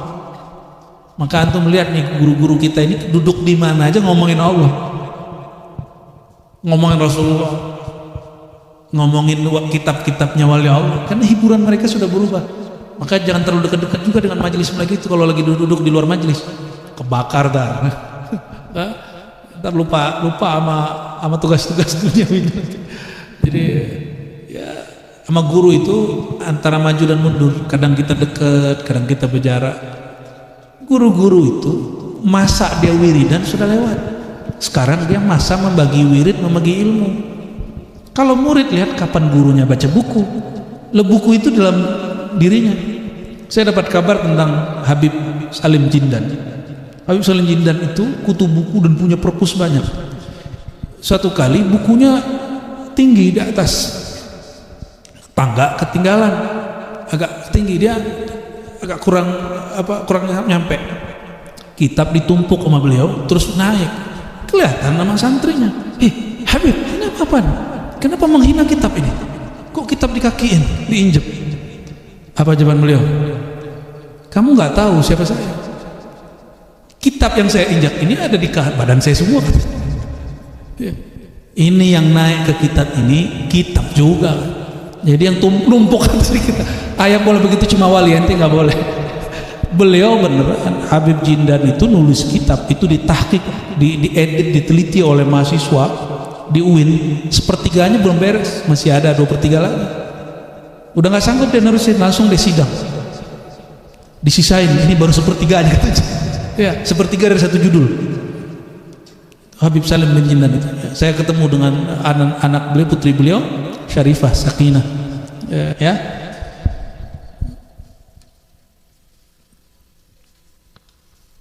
Am kaifa, ya. Jadi teman-teman kalau ingin mulai wusul, kita menyebutnya wusul itu sampai.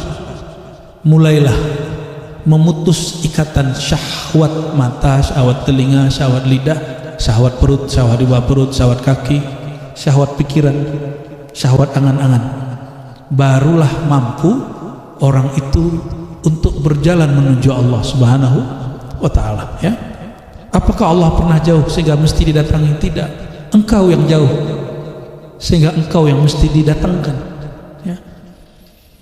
Am kaifa yatma'a yadkhula hadratallah wa huwa lam yatatahhar min janabati ghafalati.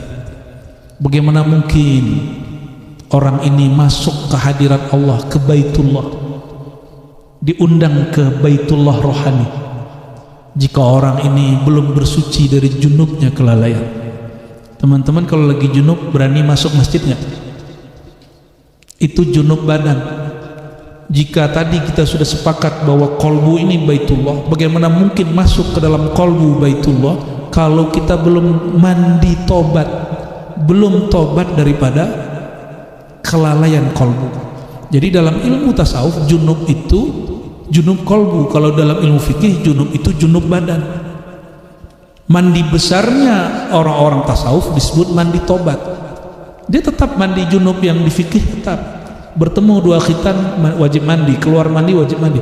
Kalau ini mandi tobat, ini junub ghaflah, junub kelalaian. Saya mau tanya, lalai kepada Allah itu haram, makruh atau mubah? Mubah itu boleh. Haram, makruh atau mubah? Benar.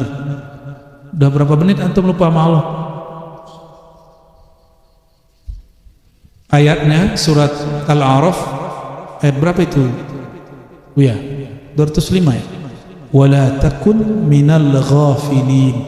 Janganlah engkau ada menjadi orang-orang yang lalai. Al-aslu fin nahyi litahrim. Pada dasarnya larangan Allah itu haram. Kalau ngikutin hukum usul fikih ini, kita pendosa semua.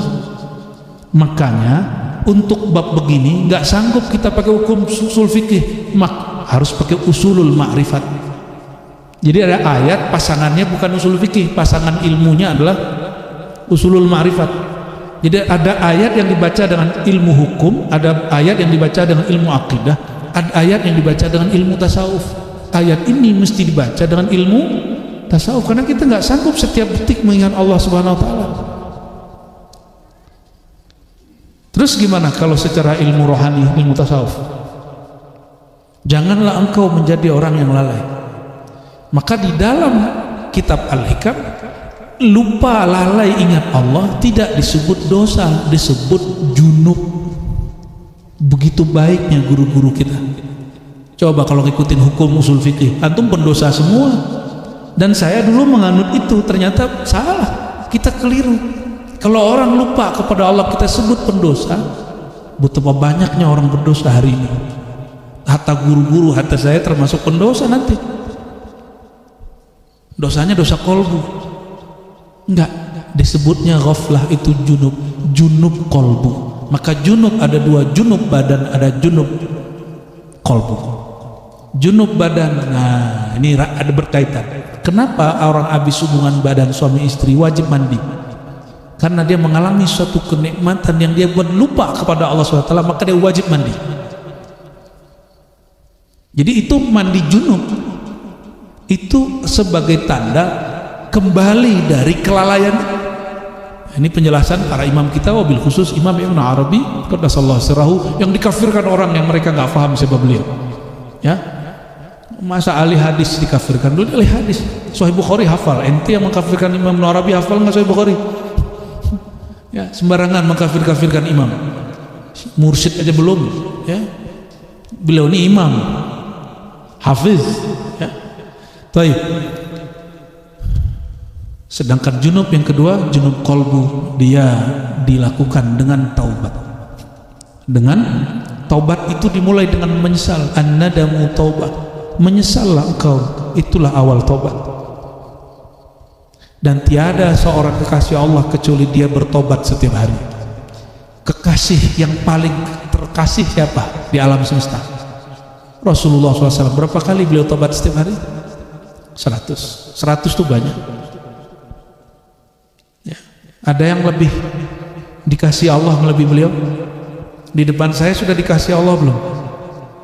Sudah dijamin belum jadi kekasih Allah? Terus kenapa istighfarnya kurang dari 100?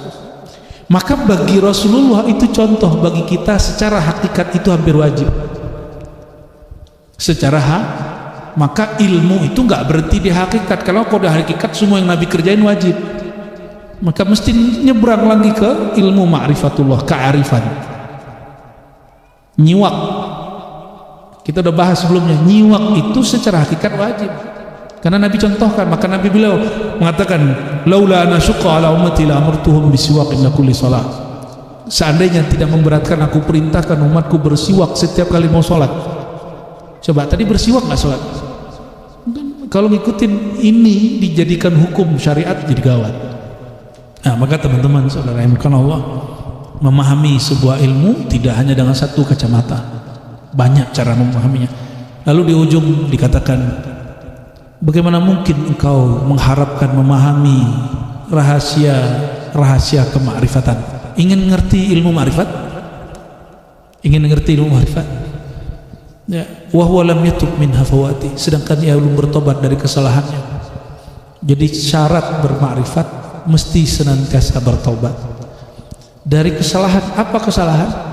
Mahma tasawwarta bibalik fallahu bikhilafi dzalik. Apapun yang engkau imajinasikan tentang Allah, Allah lebih sempurna dari itu.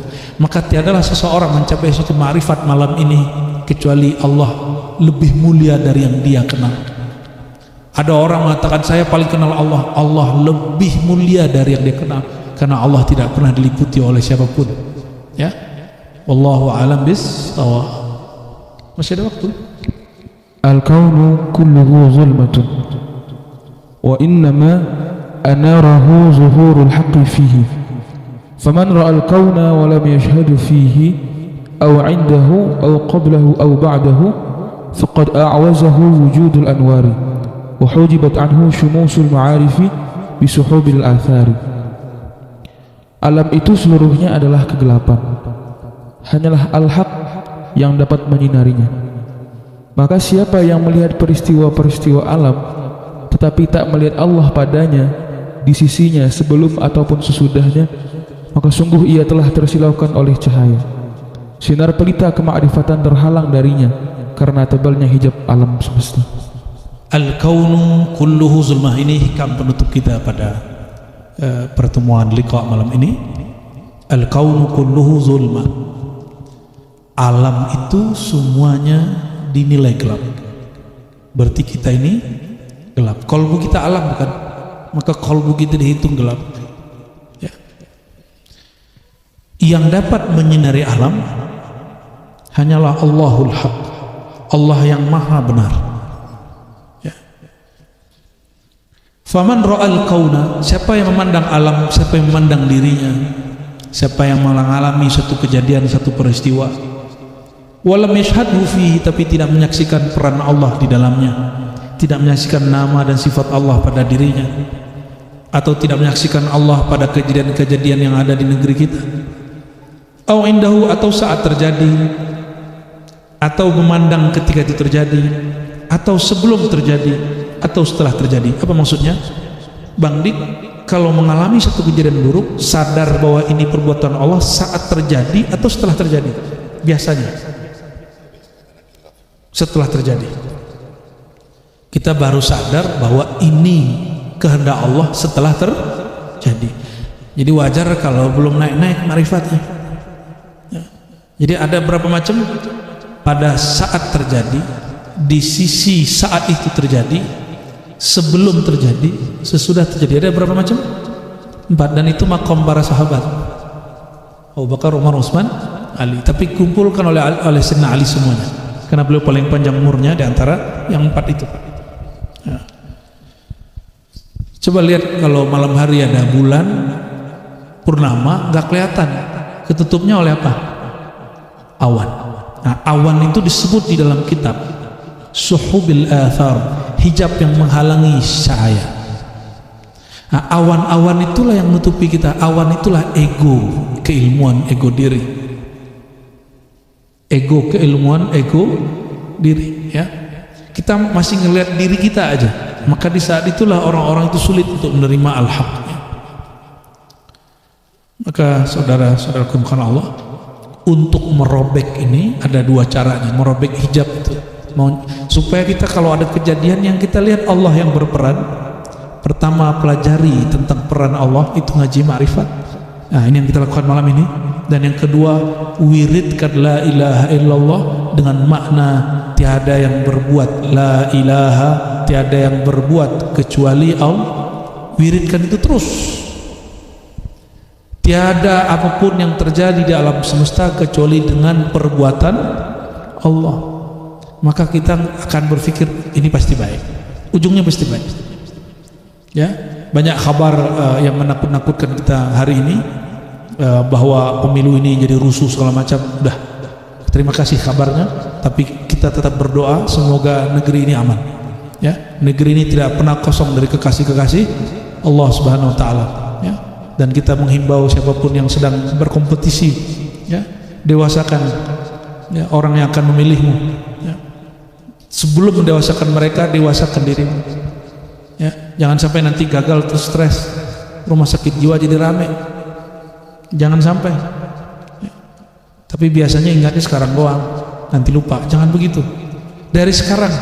Jangan nanti udah panik baru ingat Allah. Udah gak kepilih baru ingat Allah. Dari sekarang. Siapapun yang jadi presiden, siapapun yang menjadi nanti anggota dewan, jadi bupati, jadi wali kota, jadi gubernur, sudah ketahuan belum Allah? Sudah, Allah sudah tahu belum? Allah sudah tunjuk belum? Allah sudah pilih belum? Ya sudah. Maka kita santai aja, kita jalani aja hukum asbabnya.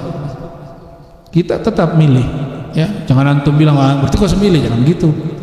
Allah itu gerakkan tangan antum menjadi asbab yang di sana. Ya, maka jadilah asbab yang itu. Ya, silakan berjitihan. Maka jangan nanya nanti ente milih siapa, jangan ya. Jangan goda-goda kami, Buya. Kami ini ikut Buya. Nah, itu setan-setan itu ya, setan manusia itu ya. Ingin mecah belah ustadz itu, misalnya. Kalau ulama sudah cenderung ke sesuatu, berarti umatnya pecah nggak? Pecah. Tapi ustadz boleh ngomong ini, saya punya pilihan, tapi saya nggak maksa antum, itu boleh. Cuma kan nggak fair, ya. Sebaiknya sih nggak usah. Kalau antum ngaku jadi dai, ya sukuti lah. Lebih elok menurut saya. Oh, Islam tidak boleh pisah dari politik. Yang butuh Islam atau yang butuh politik? Antum butuh Islam atau butuh politik? Kalau dapat Islam, politik dapat nggak? Kalau ngambil politik, Islam dapat nggak? Giliran begitu aja nggak boleh misahin politik dari Islam. Giliran aneh maju, ente bilang kok Ustadz maju, ya kan? Banyak nggak orang ngomong gitu? Islam kan nggak boleh pisah dari politik. Giliran kiai maju disalahin. Ya bener nggak? Nah itulah orang-orang tuh nggak beres cara mikir agamanya ya. Karena dapat ilmunya separuh-separuh dari YouTube dan dari potongan WA ya. Mohon maaf. Maka teman-teman yang bukan Allah, hijabnya, hijab ini ada 2. Ada hijab nur, ada hijab kegelapan. Hijab nur ilmu dan taat, hijab gelap maksiat dan kelalaian. Hijab ini tidak akan mempengaruhi yang di belakang hijab. Coba lihat awan, apakah awan itu merusak matahari dan bulan? Yang dirusak mata kita yang lihat. Kalau besok pagi mendung, antum yakin nggak matahari itu terbit? Hah? Kan nggak kelihatan. Tahu dari mana? Hah? Berarti kita terhalang karena awan, bukan si mataharinya yang terhalang, kita yang awan itu tidak pernah menghalangi matahari terbit. Awan itu hanya menghalangi pandangan matamu memandang matahari. Awan yang bernama taat dan ilmu, awan yang bernama kemaksiatan dan kelalaian, itu yang membuat engkau terhalang memandang Allah. Jangan sampai awan putih ilmu, awan putih taat itu membuat engkau melupakan Allah. Jangan sampai awan gelap maksiat, awan mendung kegagalan, kesedihan membuat engkau berputus asa kepada Allah Subhanahu wa taala. Ya, karena awan tidak pernah mempengaruhi matahari dan bulan. Yang dipengaruhi matamu. Kalau orang Jawa apa? Matamu gitu. Marifatmu gitu. Ternyata orang Jawa nyebut mata itu marifat. Itu tanda kalau makrifat menurut orang Jawa dulu itu adalah pandangan. Cuma sudah jadi bahasa awam. Ini bukan bela-belain bahasa Jawa, bukan. Istriku orang Jawa soalnya. Allahumma sholli ala sayyidina Muhammad. Maka teman-teman, karena Allah tidak pernah terhijab, yang terhijab kita. Allah tidak pernah jauh sehingga tidak perlu dicari, yang perlu dicari diri sendiri. Allah tidak pernah menghilang sehingga perlu kemudian kita buru, tapi dirimu, jati dirimu yang hilang sehingga itu perlu diburu. Ya, semoga Allah Ta'ala memberkahi majelis kita dan semua yang hadir dan mendengarkan kajian ini malam ini. Semoga Allah memberkahi negeri kita, negeri yang Allah warisi melalui perjuangan para pejuang-pejuang terdahulu. Semoga Allah kuatkan orang-orang yang percaya kepada Allah. Semoga kita yang sudah diberikan nur iman, nur amal, nur ilmu, Allah istiqomahkan sampai mati. Amin ya rabbal alamin. Ala hazinnya wa likulli niyatin salihah. Al-Fatihah. Bismillah. Malik yawmiddin, iyyaka na'budu wa iyyaka nasta'in. Shiratal ladzina an'amta 'alaihim ghairil maghdubi 'alaihim waladdallin. Amin. Allahumma ya Rahman ya Rahim, ya munazzil al-Quran, ya nur, ya man huwa nur ala nur, ya Allah yang maha melimpah ruahkan cahaya. Salli ala Sayyidina Muhammad nuril anwar. Ya Allah, lipat gandakanlah cahaya engkau melimpah kepada sang cahaya, yaitu baginda Nabi Muhammad SAW, sehingga ialah yang menjadi nur ala nur, sehingga ialah yang disebut nurul anwar. Dan izinkan ya Allah, cahaya beliau tembus ke dalam kalbu kami, tembus ke dalam pikiran kami, pandangan pendengaran kami, rasa perasaan kami, diri kami. Allahumma ya Allah, ampunkan salah persepsi kami tentang engkau. Kami mengira engkau itu jauh sehingga kami mencari, ternyata kami jauh dari diri kami sendiri. Allahumma ya Allah, ampunkan diri kami yang banyak lupa kepada engkau. Ampunkan diri kami, mata kami, lisan kami, tubuh kami, kalbu kami yang selalu kami biarkan terjebak ke dalam kedurhakaan kepada engkau. Allahumma ya Allah, meskipun dosa kami di setiap pembuluh darah kami, di setiap anggota tubuh kami, tapi rahmat engkau meliputi alam semesta ya Allah. Maka ya Allah, celupkanlah kami dalam rahmat kasih sayang engkau. Ya Allah, tenggelamkanlah kami dalam kema'rifatan ahadiyah keesaan engkau, sehingga kami hanya menyaksikan engkaulah yang berkuasa di alam semesta, sehingga kami merasakan bahwa engkaulah yang betul-betul tidak pernah berkhianat kepada hamba. Allahumma ya Allah, ya muqallibal qulub, satu hal yang kami takuti dalam diri kami dan masa depan kami ya Allah, hati ini berubah-ubah ya Allah, tapi ternyata engkau memang menakdirkan kalbu ini berubah ya Allah. Ya Allah, jika kalbu ini berubah, ubahlah dia menjadi lebih kenal kepada engkau. Ya Allah, jika kalbu ini engkau takdirkan berubah, ubahlah dia menjadi lebih sadar kepada engkau. Ya Allah, jika engkau hendak ubah hati kami, ubahlah yang tadinya emosi, tadinya penuh kebencian, menjadi lebih penyayang dan penyabar, yang tadinya pendendam menjadi ikhlas dan tulus melepas kedendamnya, yang tadinya banyak kegelapan-kegelapan noda, sekarang engkau ubah menjadi lebih bercahaya. Allahumma ya Allah, ya Allah, ikuti ya Allah, ya Allah. Hati kami penuh dengan maksiat ya Allah, hati kami penuh dengan noda ya Allah. Tolong bersihkan hati kami dari selain engkau ya Allah. Fala yutahhirha illa anta ya Allah. Ya Allah, tiada yang mampu membersihkan hati kami kecuali engkau ya Allah. Izinkan tangan-tangan guru kami, bimbingan guru-guru kami, kalam-kalam guru kami menjadi wasilah perantara Engkau membersihkan kalbu kami. Ya Allah, ampunkan kami ya Allah ketika kami disebut guru kami tersinggung ya Allah. Ampunkan adab kami yang kurang pas kepada guru-guru kami, pewaris-pewaris Engkau ya Allah. Ya Allah, ampunkan kami jika salah adab di hadapan guru kami ya Allah. Allahumma ya Allah, inna nas'aluka al-istiqamah ala syariatil gharra wa tariqatil bayda. Ya Allah, izinkan kami istiqamah untuk menjalankan syariat Engkau, untuk menjalankan tariqat-tariqat yang diajarkan para masyayikh kami, yang diwariskan dari baginda Nabi Muhammad sallallahu alaihi wasallam. Allahumma ya Allah ya Nur, nawwir qulubana ya dafi'al bila ya qadimal ihsan, idfa'na kulla syarr, idfa'na kulla syarr, idfa'na kulla sayyi'atin, wajlub lana ya Allah birahmatika wa lutfika kulla hasanatin wa khairin. Mudah-mudahan ya Allah, tolaklah semua keburukan dari kami dan tariklah semua kebaikan kepada kami. Berkahi kami, guru-guru kami, orang tua kami, sahabat-sahabat kami, saudara-saudara kami, pasangan kami, anak-anak kami, tetangga kami, dan orang yang hadir dan mendengarkan kajian malam ini. Rabbana atina fid dunya hasanah wa fil akhirati hasanah wa qina adzabannar. Sallallahu ala sayyidina Muhammad walhamdulillahi rabbil alamin. Al-Fatihah.